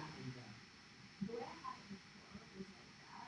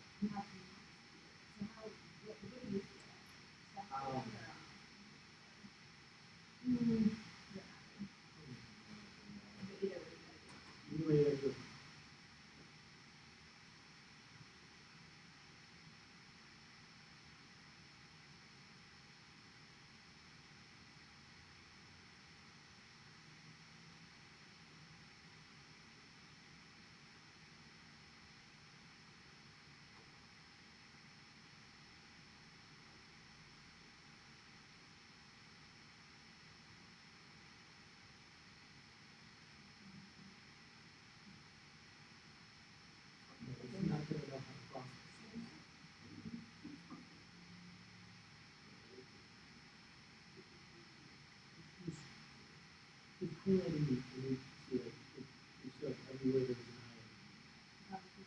So that's so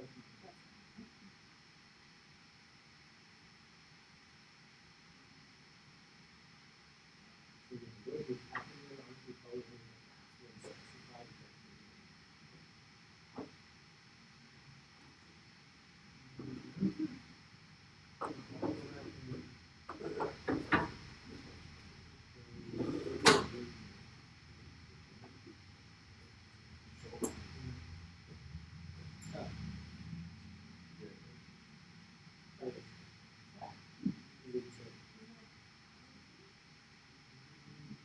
It says one unsafe. It says one unsafe. It didn't say.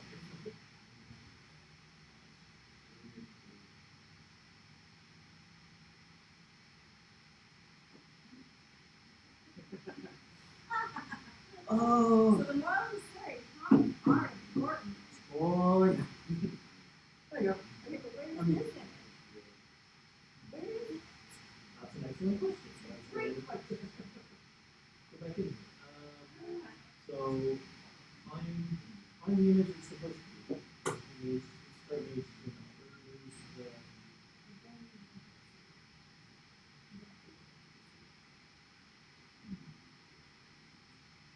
Okay,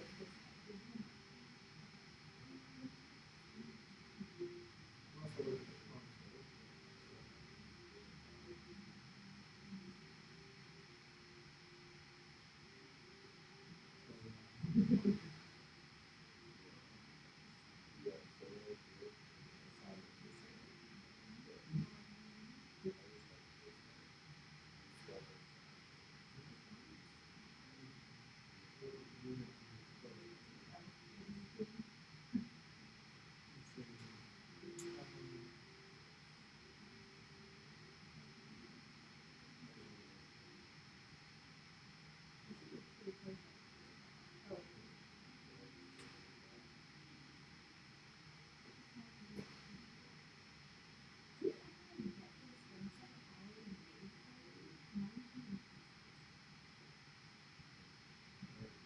yeah, my little pieces, I have added. Yeah. Wait.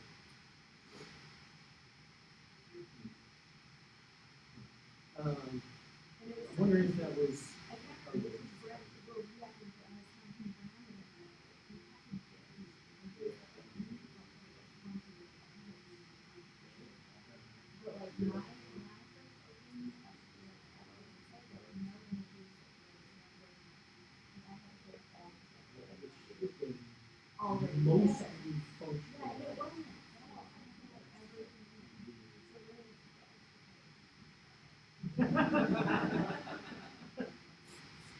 I mean, right? Because I Yeah, put it yeah, all yeah, together. that's how that works. I put it all together. I just didn't comment put it all together. Which is why it's not working. Okay. So I need to add that. Your class was there. Open that folder.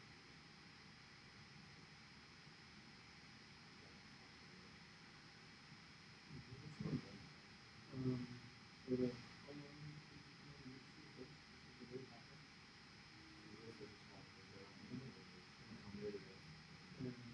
click on the click on the stuff. Do you have copy of the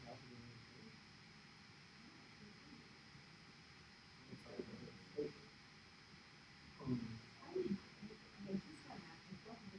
How do you do that?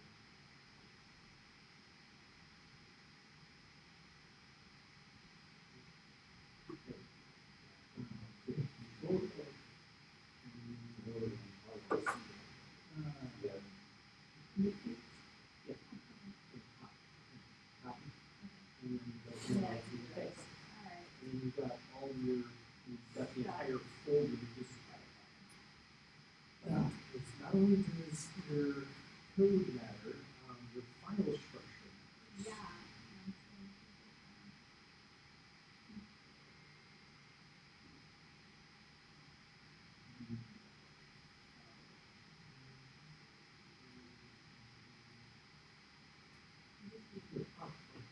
So it's not, oh, right, I'm sorry.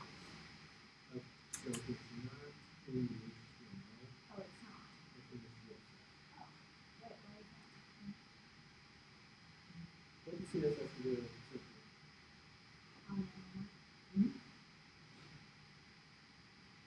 it's not even like that.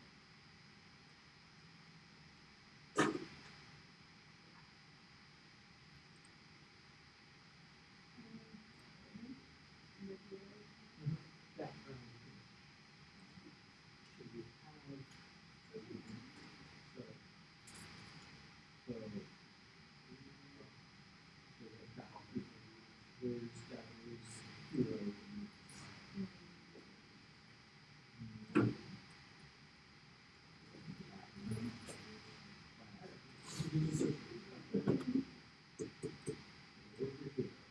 So, there's class hero, yeah.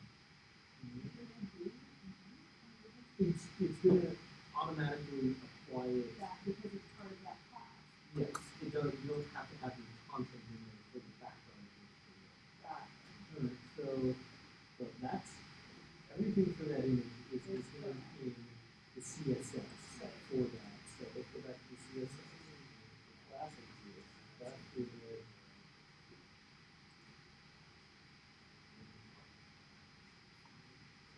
This is, that's the control and figure out something that is, so that's a problem in itself. The yes. it. So that has to go with the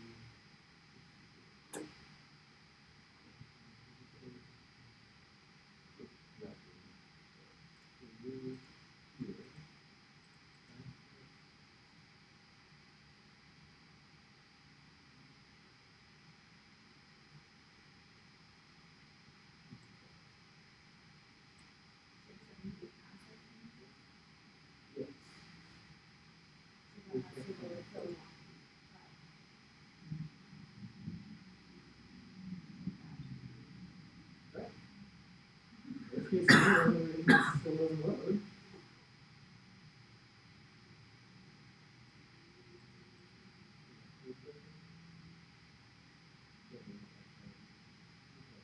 We'll figure it out.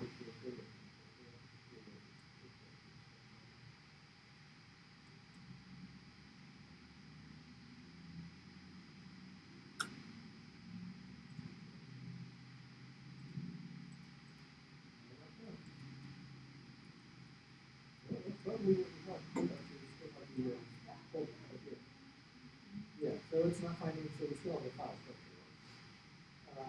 So.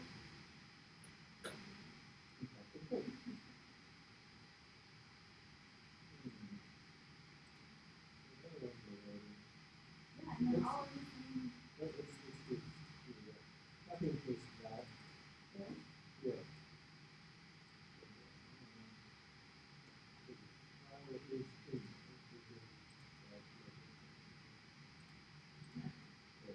Copy that. Go back to CSS. Paste it there and change it to the last part. Yep.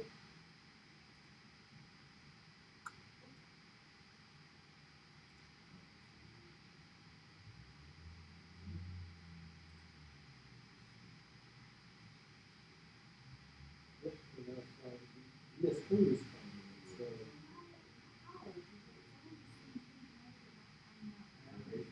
I don't know, I mean, let me look at it closely. Oh, they type something in there, type in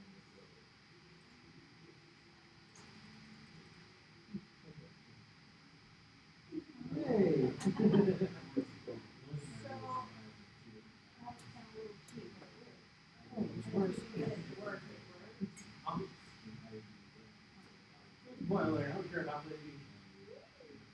If the code works. Oh, and guess what? It was all a thing. All of the I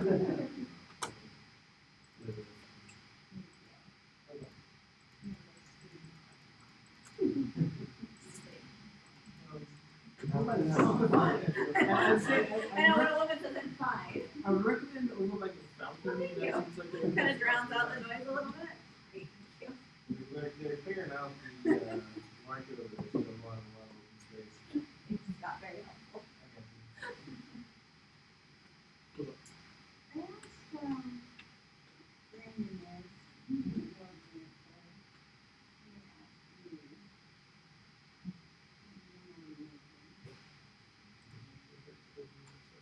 So I was wondering if you this whole,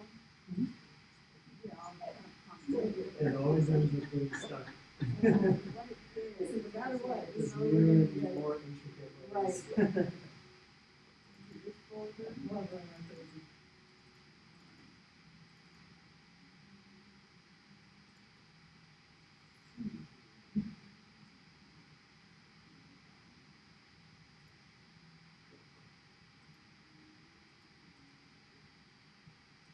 really hard.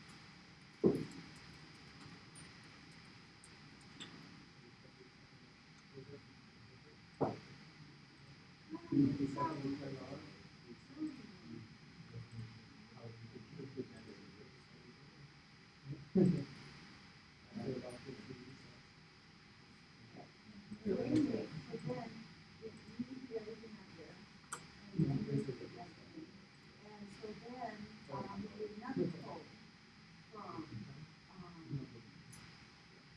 this folder, and it would not download this file. Well, so what I did is I made another folder, and I pulled everything to another folder, and then it pulled everything down. But why didn't it, my other folder,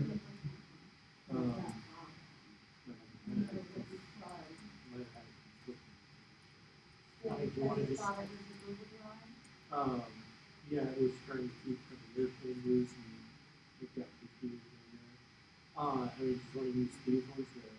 Yeah, Activities. I like the name better, we can have the all these fresh activities, and I was like, these activities sound better. There you go. Yeah, you could do, I mean, you probably have to get into like Git checkout, to,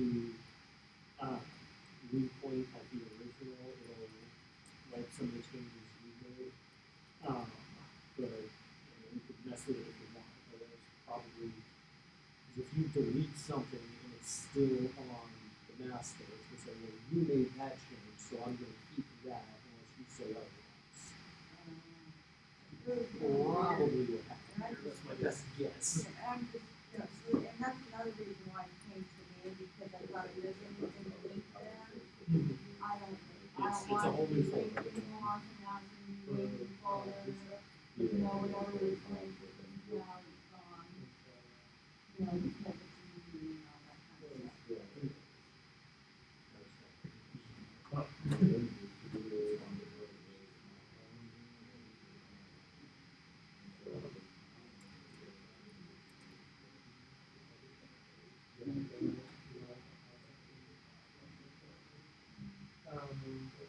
Oh, go to that one. Go to code. Okay, so GitHub was really thinking about this yesterday. Stop. So you have to have an index.html in your root folder. So here, something has to say index.html for it to know what the action. It's looking at this and be like, read, let's open that.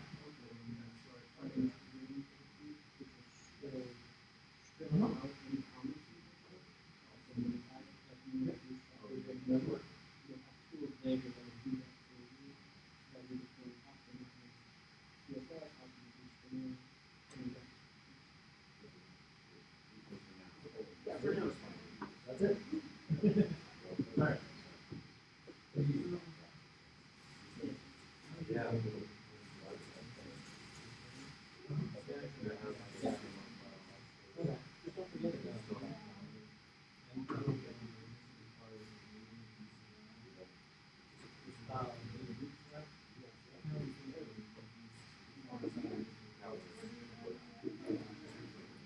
Yeah, you did all that.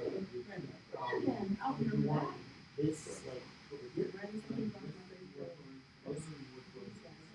okay.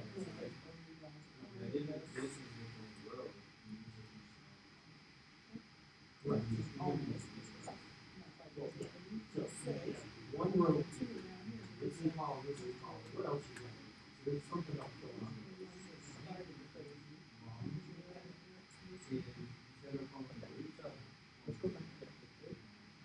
Okay, you can, it should look like it does, but you gotta be real careful when you go over there. So this is, bootstrap, again, the reason why people would put past them down. Okay, so inner row, so that's your header, okay, and then you've got.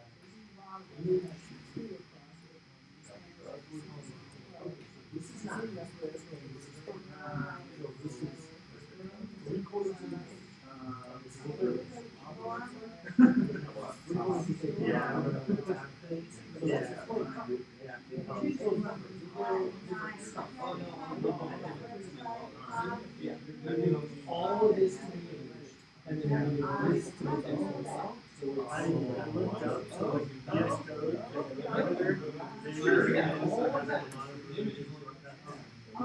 so I was on a page that was just like, basically that's.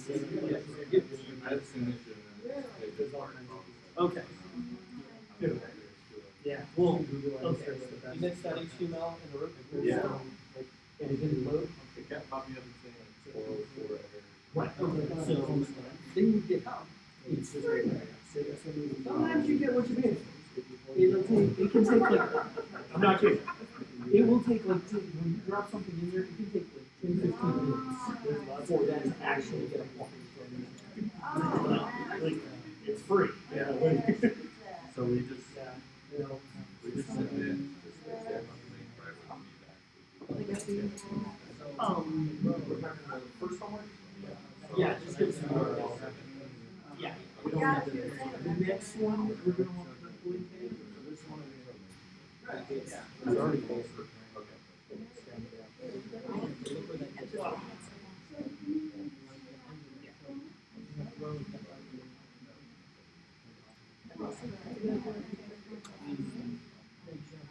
At this stage, there's no size.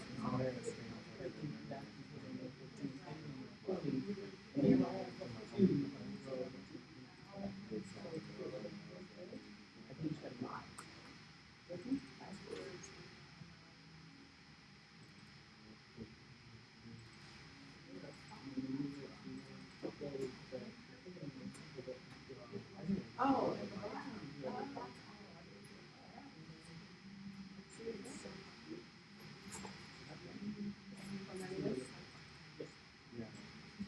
I moved.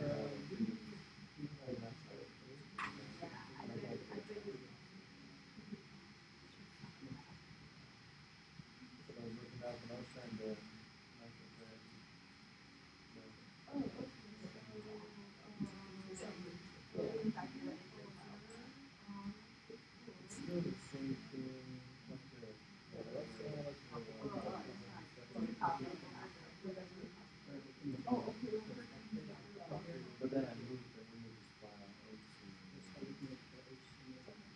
Well, I hadn't moved it, but it wouldn't go in. So then I moved it all into the same file, but HTML.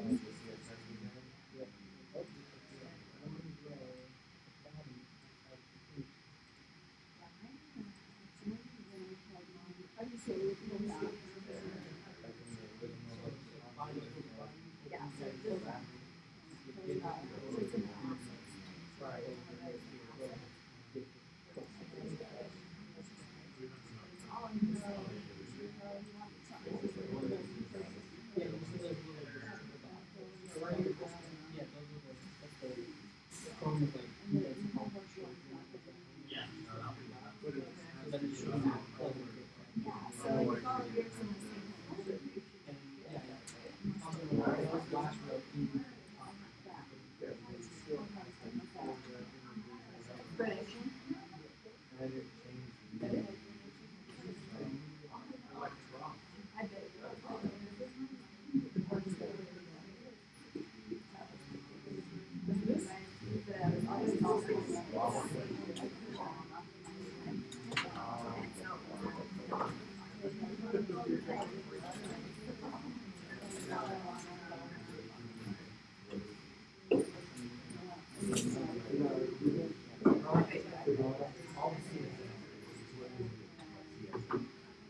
I went compared to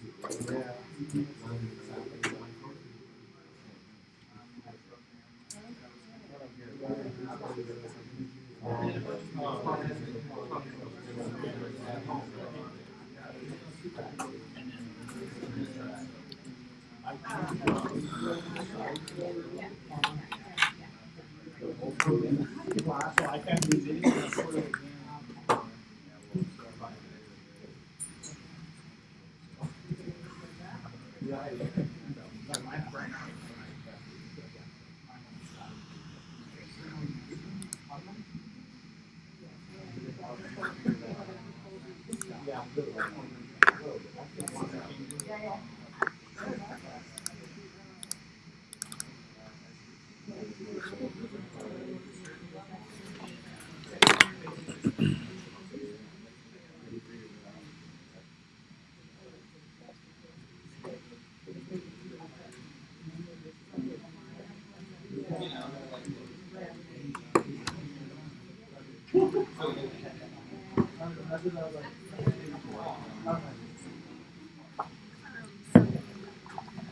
So for 15, we're trying to match this layout. Mm-hmm. And I'll do this one, but you can, yeah, you can do on your own. Oh, okay, first step.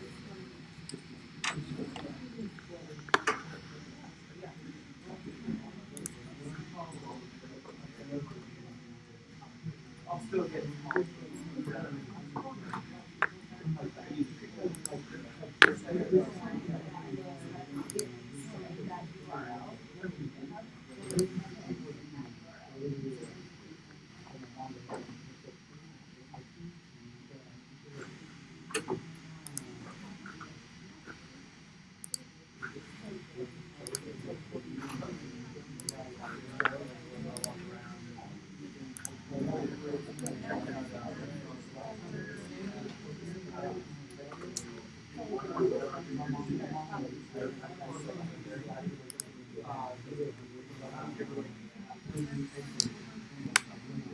All right.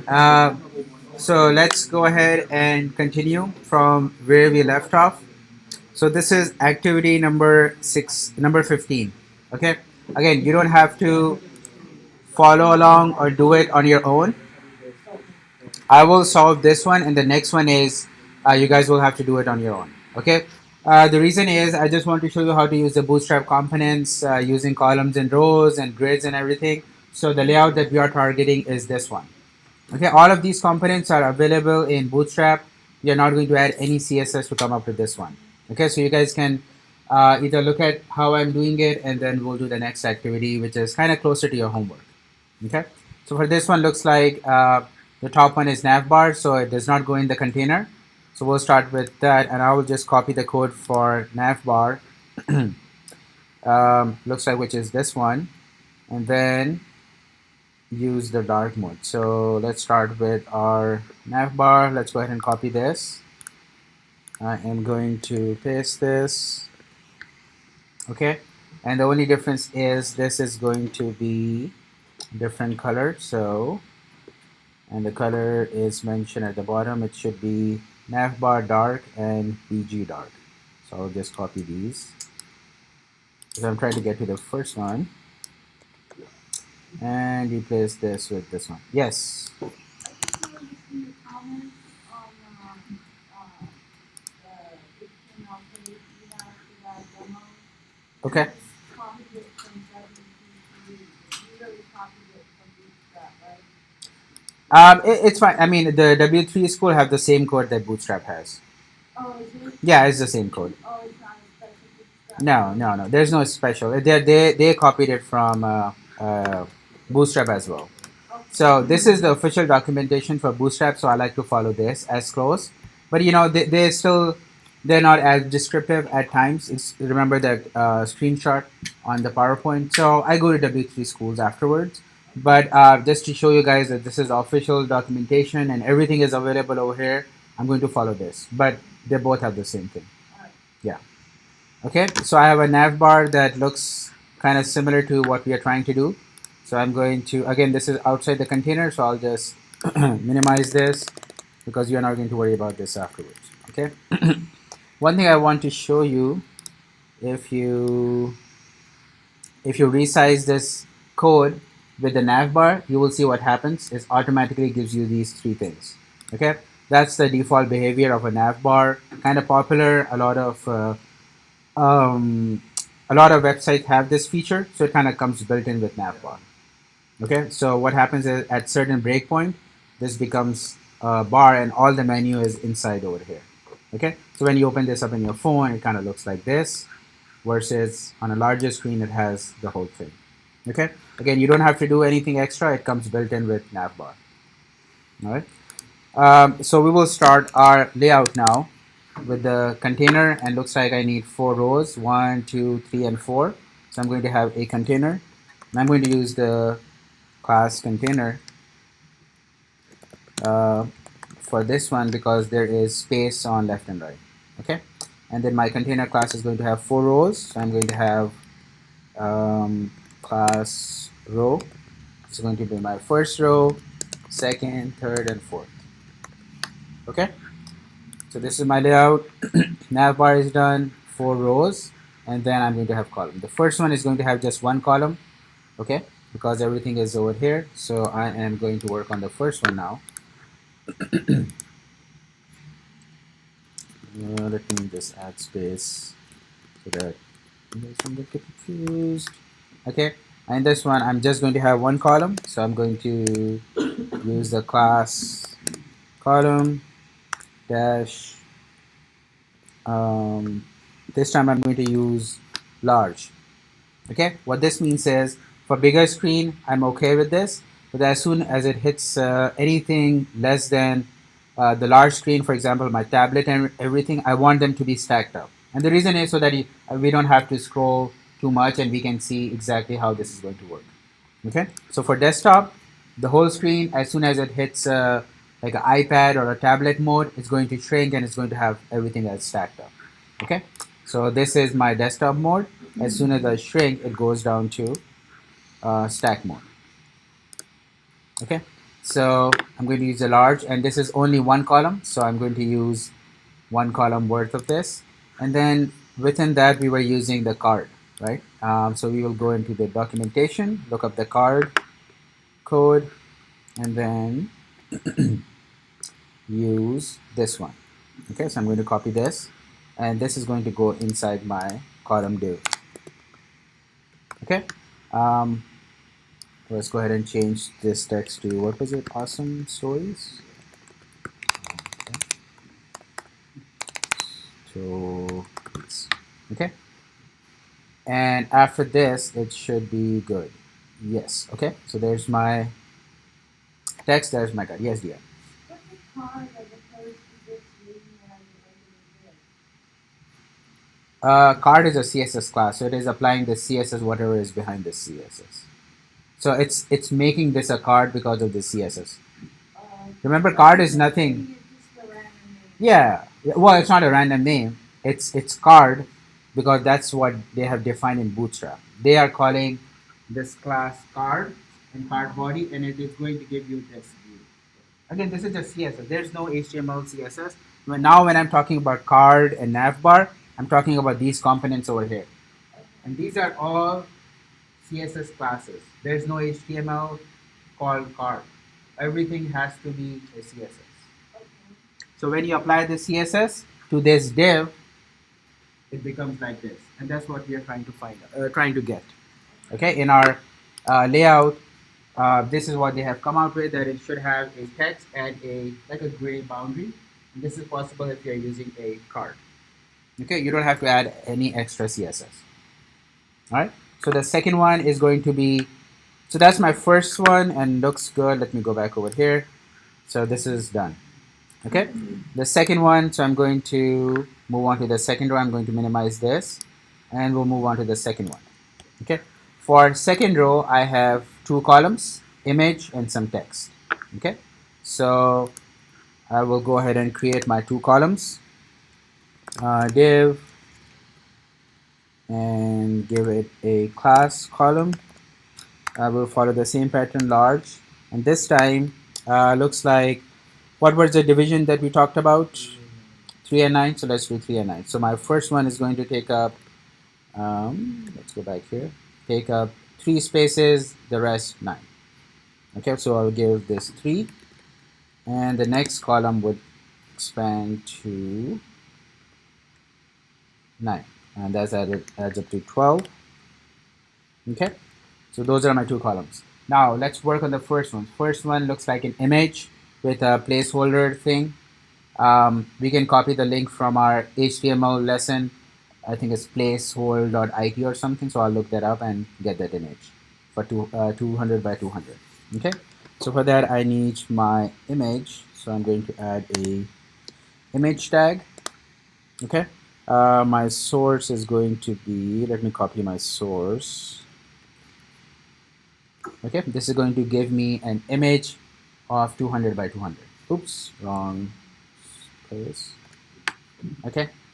Let's call it placeholder 200 by 200. Placeholder image. Let's see.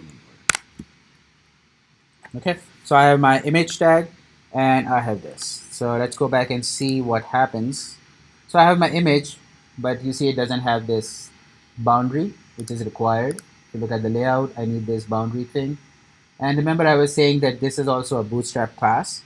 And we can go into content, look into images, and then they have all these image classes for thumbnail. So this is what we're looking for. We are looking for this class image thumbnail. So we can just copy this and then put it over here. Again, do you have to remember this? How would you know which class to use? Again, this comes with just practice. I have done this overnight. I exactly know where to look for.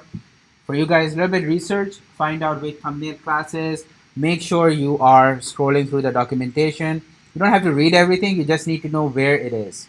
Content, okay, looks like images, typography, code, tables. That's fine. Move on to the next one. Utilities, looks like there's color.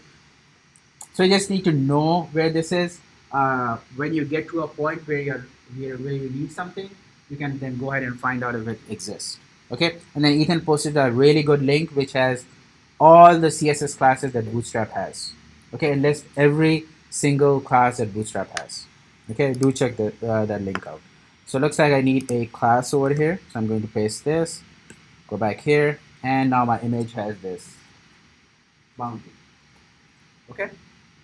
The next column, which is spanning 9, I need a heading and a p tag. So for this one is done. So let's go back to my second column. Let's add a heading, and it said the greatest website ever made. Okay, and then some lorem code. So I'll use the p tag and put in the shortcut that Stephen shared. Super helpful. And there's my second column. Okay, let's look at the layout. This thing looks good. Okay. Now my third row is, oops, is exactly the same.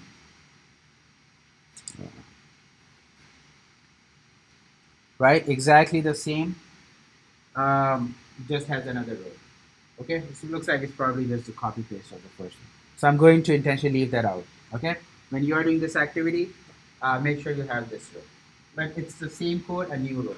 So I'm going to skip over here. I'm going to do this one, the last one. Okay. So 4 rows. This one is similar to this one. You will have follow the same pattern. What we did for the first one, you have a column, 3 and 9, and it shows up this text. Okay. Um,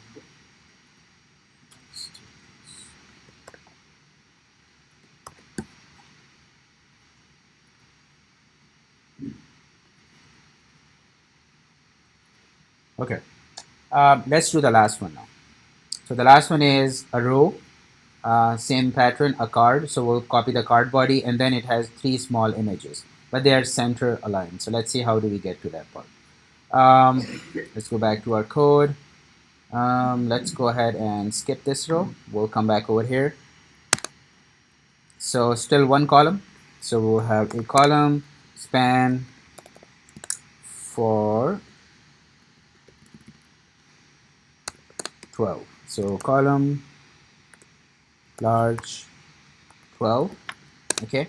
And I'm going to use the card body. So either you can copy it for Bootstrap or use the same one that we use. So let's go ahead and use this. Okay. And I don't need this. Instead, I'm going to have some images inside this one. Okay. Let's go back over here and see what happens. All right, still good. I have the card option over here and these 3 images. So let's go ahead and add those images, and then we'll see how do we center align them. So I'm going to have 3 images in this column. Here's the thing. So either you can divide this into further 3 columns, like you can have 12 columns and then leave all of them as white spaces and then only fill out these small things. Okay. Or you can use another class that comes with CSS. It aligns the text. Okay, let me show you the text alignment because I feel like you guys are going to be using that class in your homework as well. Okay, so for that case, let's just go ahead and add these images. So I'm going to copy this. So that's will be my first image, second, and third, but these are smaller ones. So let's make it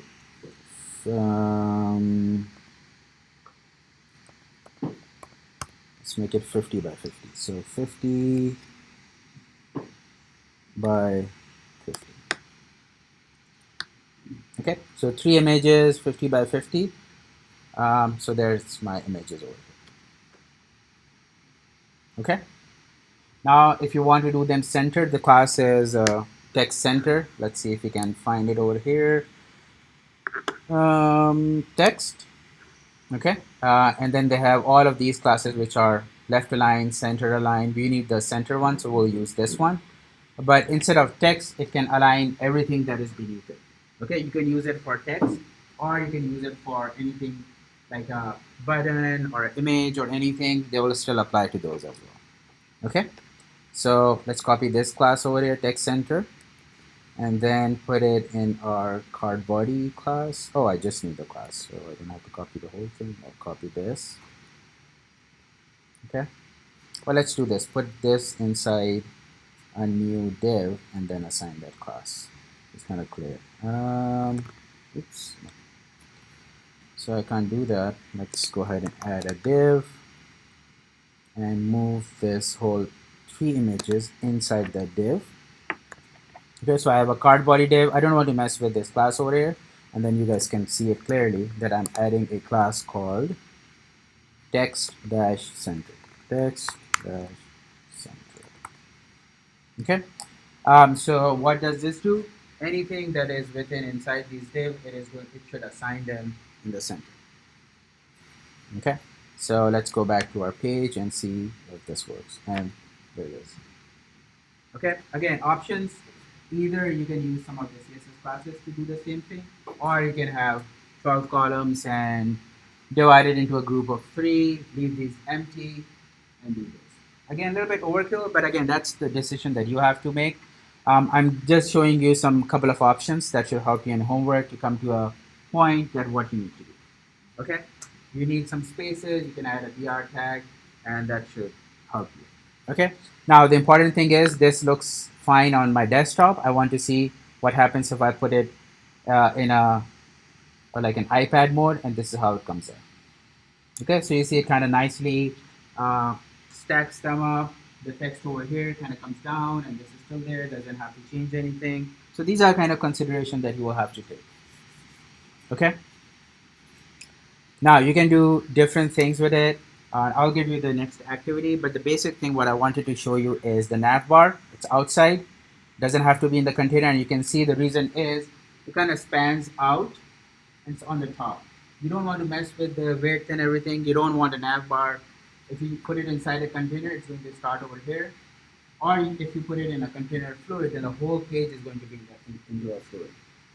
Okay, so the better option is keep the nav bar outside. Um, Navbar also has a property called sticky. I will leave that up to you guys. What happens with the sticky property is if you scroll down, it always remains on the top.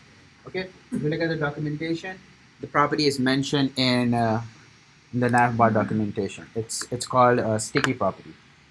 I think Alex was asking that day. Um, so yeah, if you scroll down over here, it's called sticky. They do have a warning though. In older browser, this property is not going to work. I think for our case, it should be okay. But what it does is it kind of puts your nav bar on the top, like you see the Bootstrap one, right? They're using the same thing. So if I'm scrolling, the nav bar is still on the top. So I think they're using the sticky one. Okay, let's get back to the code. Now we have a layout. This is what 4 rows, all the content kind of shows up like this. You don't have to worry about resizing and anything as you resize your images, your text, everything is automatically resized by Bootstrap. Okay, any questions? All right, so let's do activity number 16. Kind of, it's a little bit different layout, but it's more closer to what you will be doing in your homework and a little bit more. So let me open activity number 16 so that you guys can see it. But start working on that. We'll just spend 15 minutes on that and see how far you get, and then I will cover one last topic. So this is activity number 16. Okay, and the layout should be, the layout is same as our first week activities. Okay, but I strongly believe that this is going to be a lot more easier now versus doing this. Okay, nav bar sticks on the top. Now this is the decision that you have to make. Either you put everything in a single row and divide it into columns, 1, 2, 3 columns. Okay, maybe that might be a better way because your card title is kind of on the top with this one, so it looks like it's one row and then columns inside. Okay, again, there's no right or wrong as long as you are following the rules that you have a container, then you have rows, and your columns are inside that container. As long as you're following the rules, um, you can divide this what you feel like is better. Again, this is activity number 16.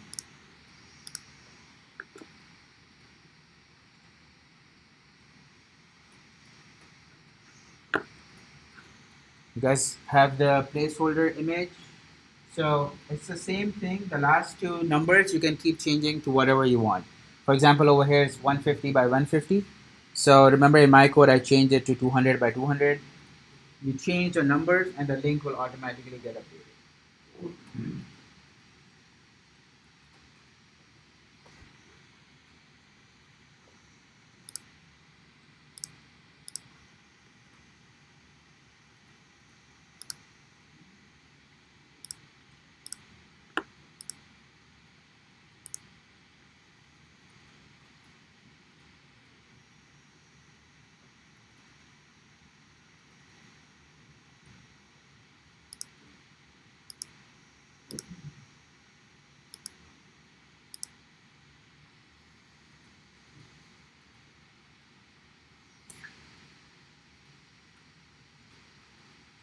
So if you want, you can do a single row with 2 columns and then divide this have sub rows over here.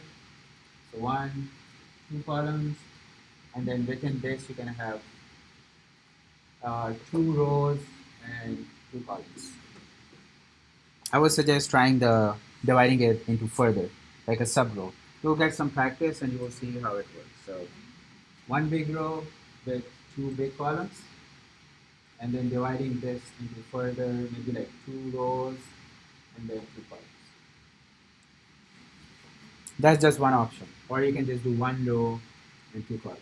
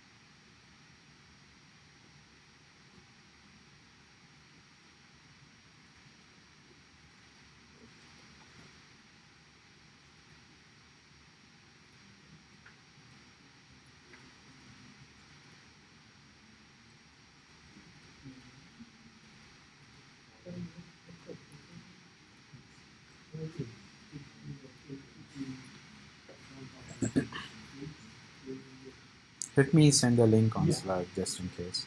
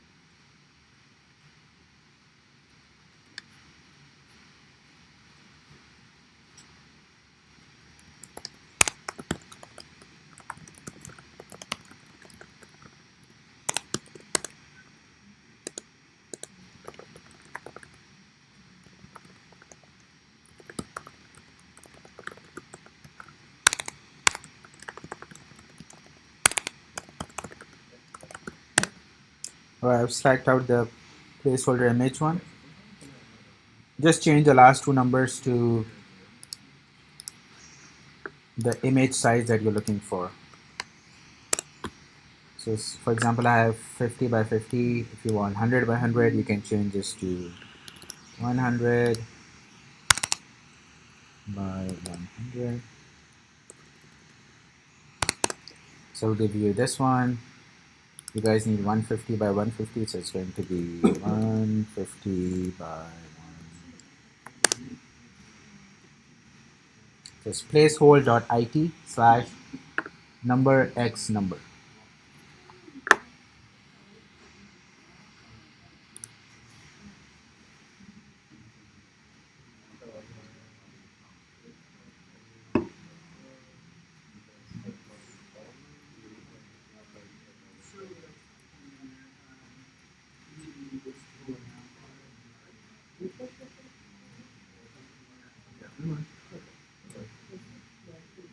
Not sure if maybe that's like the right thing.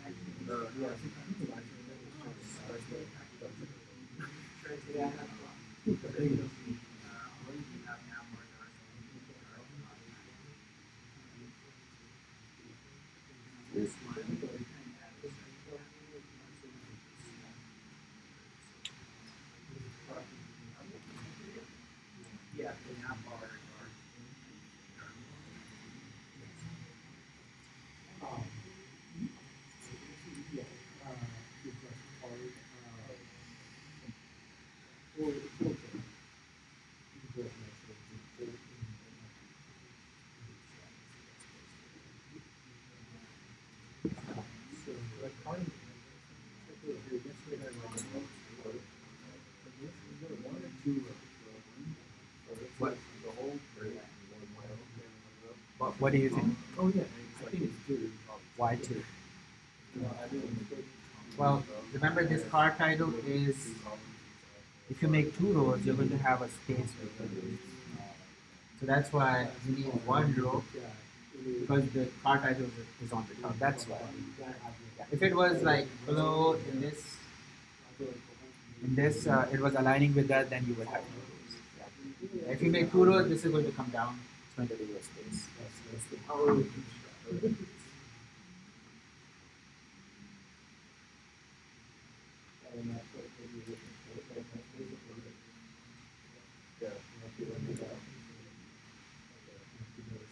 Yeah, so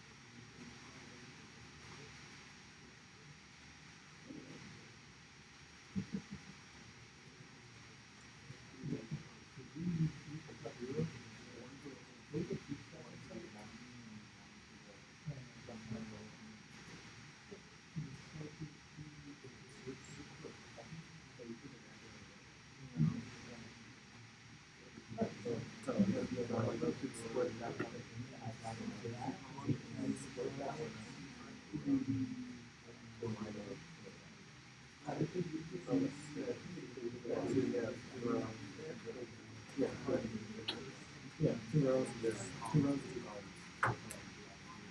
Yeah. So that there'll be a total. Yeah, 2 rows.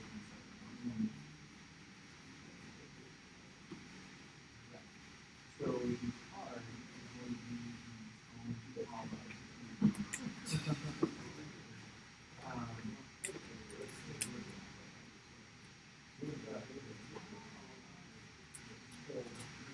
More than that, yeah.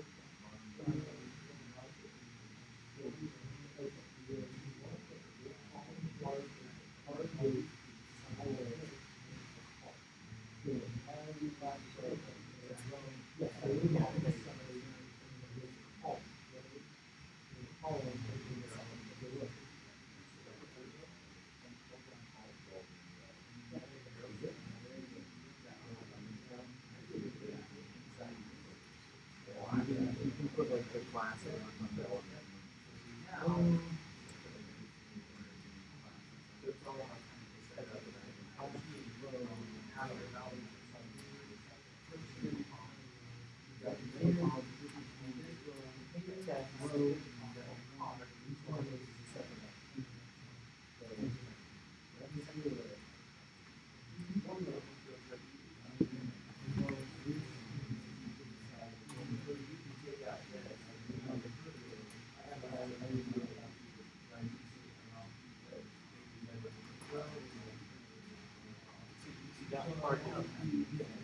Some of them do. So that's why you grab them.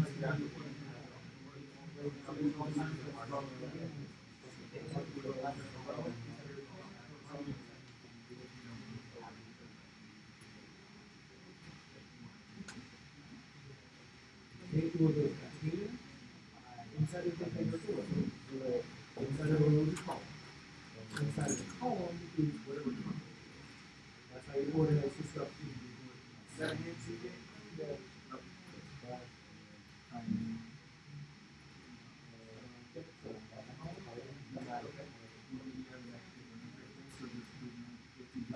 So you have the whole.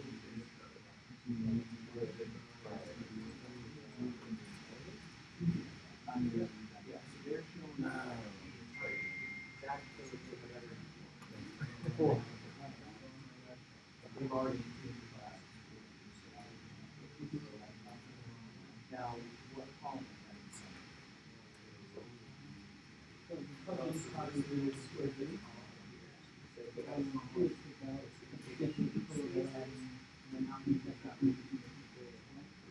So your card needs to be inside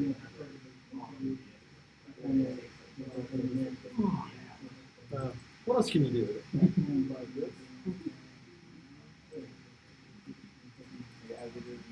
Okay, that's that you did it. You did it. Gold star. Challenge yourself. What else can you put? It's pretty nice responsible. Interesting. Yeah. Try that. If you knew it.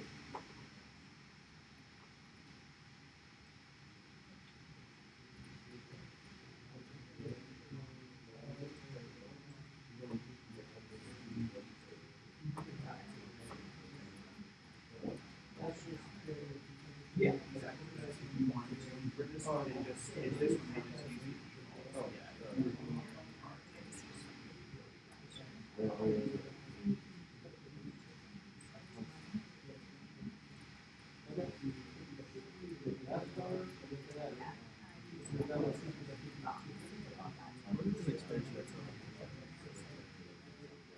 Oh Oh, yeah. There are some that are helpful for if you highlight on one, does it show you the chosen one? Okay, so it does that. Some of them, yeah, I have looked. There's probably a few that sometimes you can avoid it. It's like my having to surf through there, like some extra things. It's like my two weeks errors. So usually like when you misspelling something, like Yeah. a random symbol or just like that you put like Right.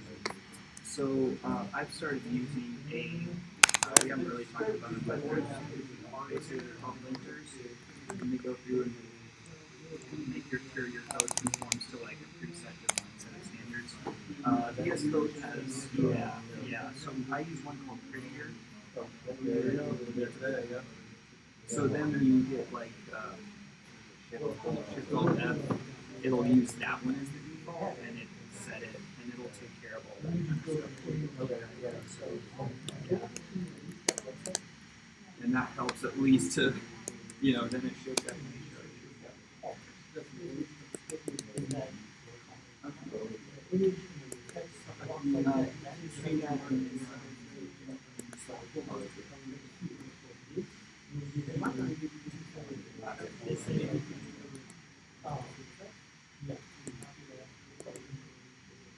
So it's that link right here, placeholder, and then you can use that site frame as a placeholder link, and then just change it. So if it was 200 by 200, you can put in 200 by 200. you can replace that with this formatted decided so you can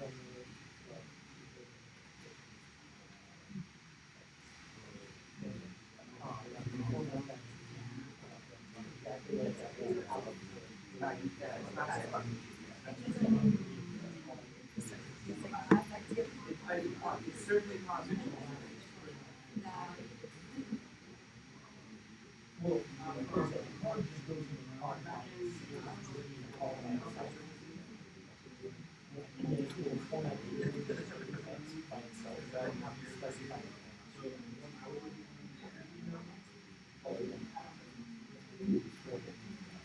That's the real power.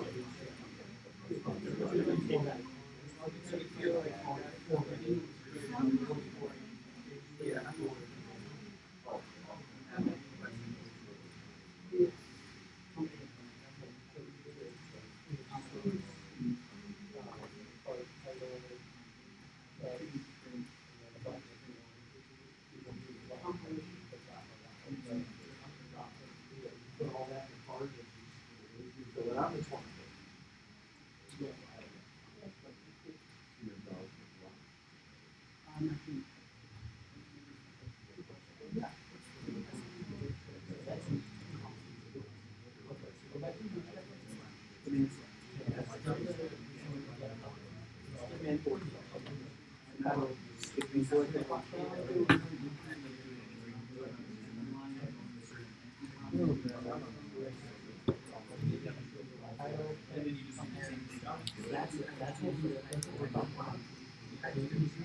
Right, I know exactly.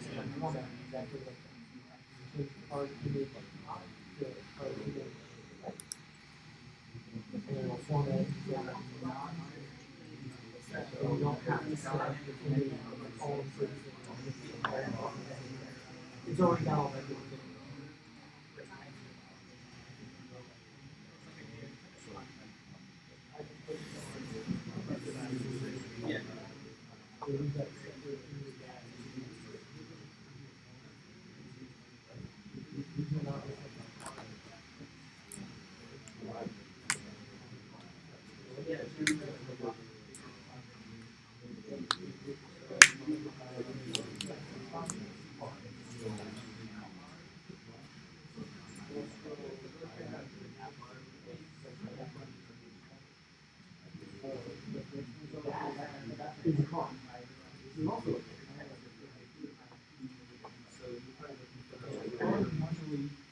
It's an image and text together.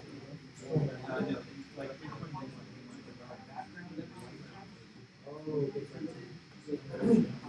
yeah, so there's sometimes you don't have to define so you're you can see this top one. It's a navbar class and a navbar. That one is similar to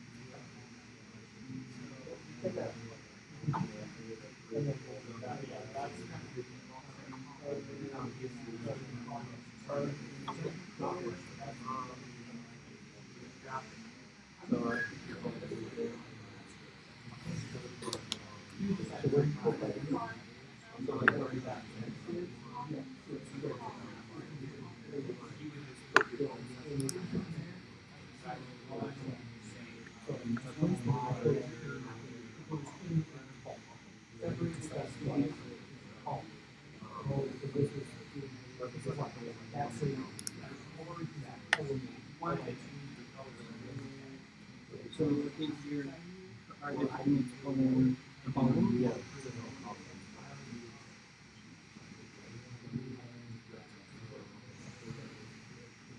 yes, your CSS.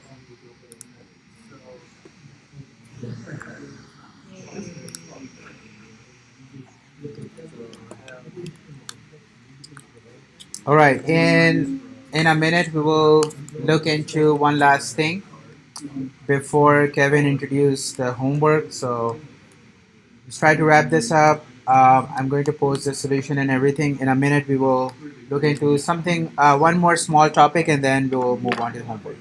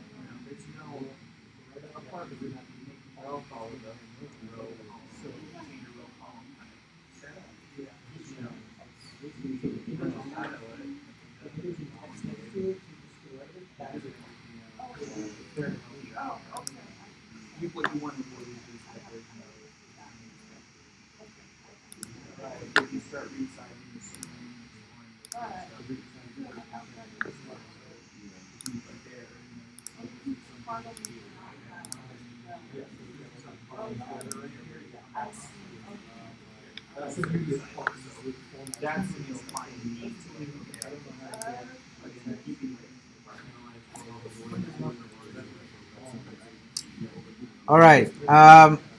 Let's pause on the activity.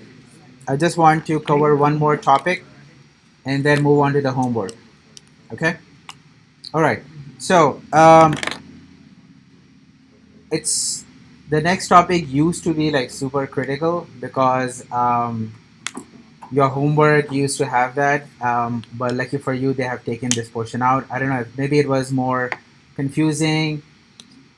So this topic, but what I like to do is I still want to show you guys so that you guys are aware how all of this is working. But again, this is not required for your homework. They have taken this portion out. Uh, just like before your cohort, what I'm going to talk about, it was mandatory that you need to implement this in your homework, but it's not there anymore. So not super critical at this point. But I still want to cover now, we've been working with Bootstrap. You saw the screen sizing, the breakpoint, and everything, right? Like, what is the magic behind it, right? Bootstrap. That's what I want to talk you guys through. Okay. Again, remember, Bootstrap behind the scene is still using CSS. So everything that Bootstrap is doing is being done through CSS, and you can do it without Bootstrap as well. Is it more difficult? It's very difficult. Okay, and I'll show you some code. I just want to give you a quick overview so that you guys know. Later on, maybe at some point you come across something and you don't want to use Bootstrap, you want to write everything on your own. So I'm just going to tell you what CSS property that is, and I'll leave it at that. Okay, now the concept in CSS, everything that you see in Bootstrap can be done without Bootstrap. All the sizing, all the breakpoints, everything can be done. Okay, and the concept is called media queries. That's what CSS does. It's called media queries. Okay, I'll show you the documentation on W3 School also. But this is the exact same thing that Bootstrap is using. Okay, it's called media queries. Uh, is it tough? It is. It is a little bit not even confusing. It's a bit difficult. Okay, if you are writing. But again, Bootstrap has done the heavy loading.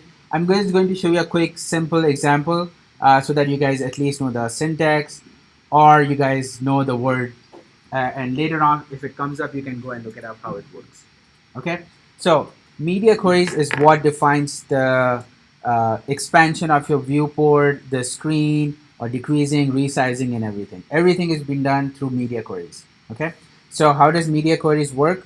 So over here I have my index HTML, the default one, without any bootstrap link.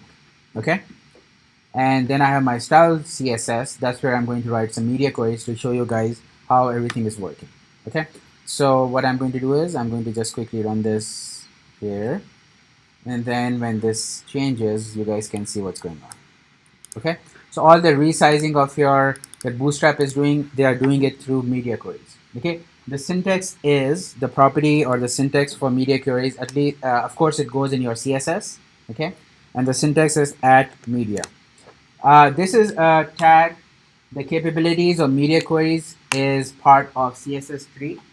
You know, they saw how everybody was doing and what was required to get to mobile responsive.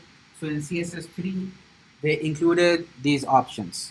Okay, jQuery is based off that, so they're using the same tags, and I will quickly show you the Bootstrap code also what they're doing. But behind the scenes, the tag or the CSS property is called at media. Okay. Again, it's a special property. It doesn't have a dot or a hash, right? So this tells you that this is something different. But the CSS element or the CSS tag is called at media. Okay. And then after that, you have few options. We'll concentrate on screen. The word screen over here means that this media query is applicable to laptops, desktops, mobile phones, all orientation. Okay. Now there are some more options. The other options are uh, saying basically that if your website opens up in an older browser, of course that browser won't have CSS3. They will be running an older version of CSS. So please don't go ahead and render this media queries because those are the options. But in our case, we would not run into that issue, so that's why you need the word screen. Okay, screen just means that this is mobile responsive and it is applicable to portrait mode, landscape mode, desktop, phone, and everything. Okay. Uh, the next keyword is and then you have parentheses. Now, in the parentheses is where your breakpoints go. Okay, remember those breakpoints that Bootstrap has defined? That is the breakpoint that goes over here. So, for example, the property I'm going to say max width, oops, and I'm going to give it 768 pixel and then something. Okay. Now, what does this mean? This is saying that we have a media query, okay, and then everything within these curly braces. This code is going to be executed for all the screens that are 768 pixel or less. The maximum size of a screen is 768. Anything bigger than this, do not apply this CSS. The CSS, if your screen is 768 pixel or less, then go ahead and apply these CSS properties. Okay, that is exactly what Bootstrap is doing. Okay, they have defined those breakpoints. Over here, you have the flexibility. You can put a breakpoint saying 767 pixel. I don't like the even number. This is my breakpoint. You can totally do it. Okay, this is the flexibility. With Bootstrap, you cannot do it because they have already defined it. With this one, but behind the scenes, I'll show you the code. This is exactly what they're doing. Okay. Now, for example, let's put a small quick query. So I'm going to create a CSS for my body tag. I'm going to change the background color to yellow. Okay, so in this case, this whole thing is yellow. Okay, now I'm going to say if the length maximum width goes below 767, change the background color to red, so that you guys can see that how this is being executed. So I can say background color to red. Oops, I forgot the body tag. Body, and then background color to red. So there are two things to learn over here. Within these parentheses, when you have the media component, you have to put in all the div tags, all the classes, whatever you want. Okay, so this is basically you're rewriting the CSS, but instead outside you're writing it inside this media thing. But it is just CSS. Okay, so just like you write a CSS, you can have a element selector, a class selector, an ID selector. Doesn't matter. The only thing you are saying is when this is true, go ahead and execute the CSS that I'm writing over here. Okay, so what this means, when my screen size goes below 767, it should change this background color to red, which it already did. Well, spoiler alert. Mm. So let's make it 768. Okay, it's still yellow. Why? Because my maximum width is including or less than. So as soon as I change this to 767, it goes to red. Okay, so behind the scenes, this is what is happening. Okay, now again, this is not the only condition. You can have minimum width. There are a few more, and I'll show you the documentation. For example, you can put add media, screen, and min width, and let's say minimum width 1120 px. Okay, let's add body tag and change color to blue. Let's say background color to blue. Oops. Now, what is this statement saying? So maximum width was that the screen size should be at most 767 or less. What does this mean? Huh? Everything above. This is the opposite thing. So the minimum width is 1120. Anything above this is going to change into blue. Okay. So let's go back over here and let's say 1119. Still yellow. Okay. If I go one up, it changes to blue. So minimum is going above, maximum is checking below. Okay, so these are just two properties. I just wanted to show you guys that what is the magic that Bootstrap is doing. Bootstrap behind the scene is exactly using these properties, and you can achieve the same thing over here. For example, you're like, well, why is Bootstrap putting 12 columns? I want 11 columns. Well, here's the thing. You can go ahead and create your own framework, which has only 11 columns. Okay, so Bootstrap behind the scene has all this code, and that's why as soon as you reach a screen size, the code over here gets executed. That's what Bootstrap is doing. Okay. If you Let's do one last thing really quickly. If you go to the Bootstrap link, let's open Bootstrap. Oops.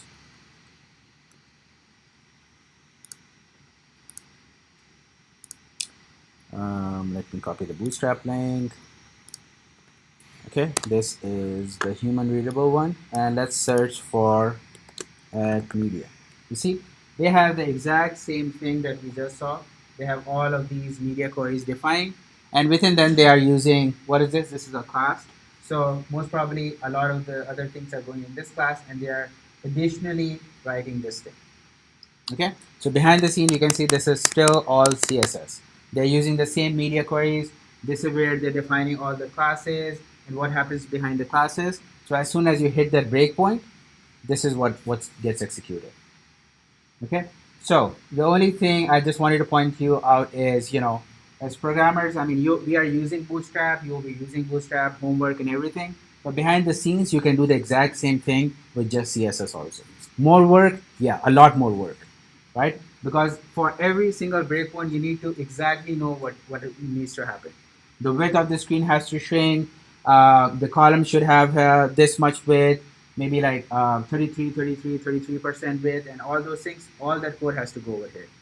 Okay, but the important thing is the tag is called at media screen, and then some of these properties. Most of the time, this is just property. You can stick with it. You don't have to change it.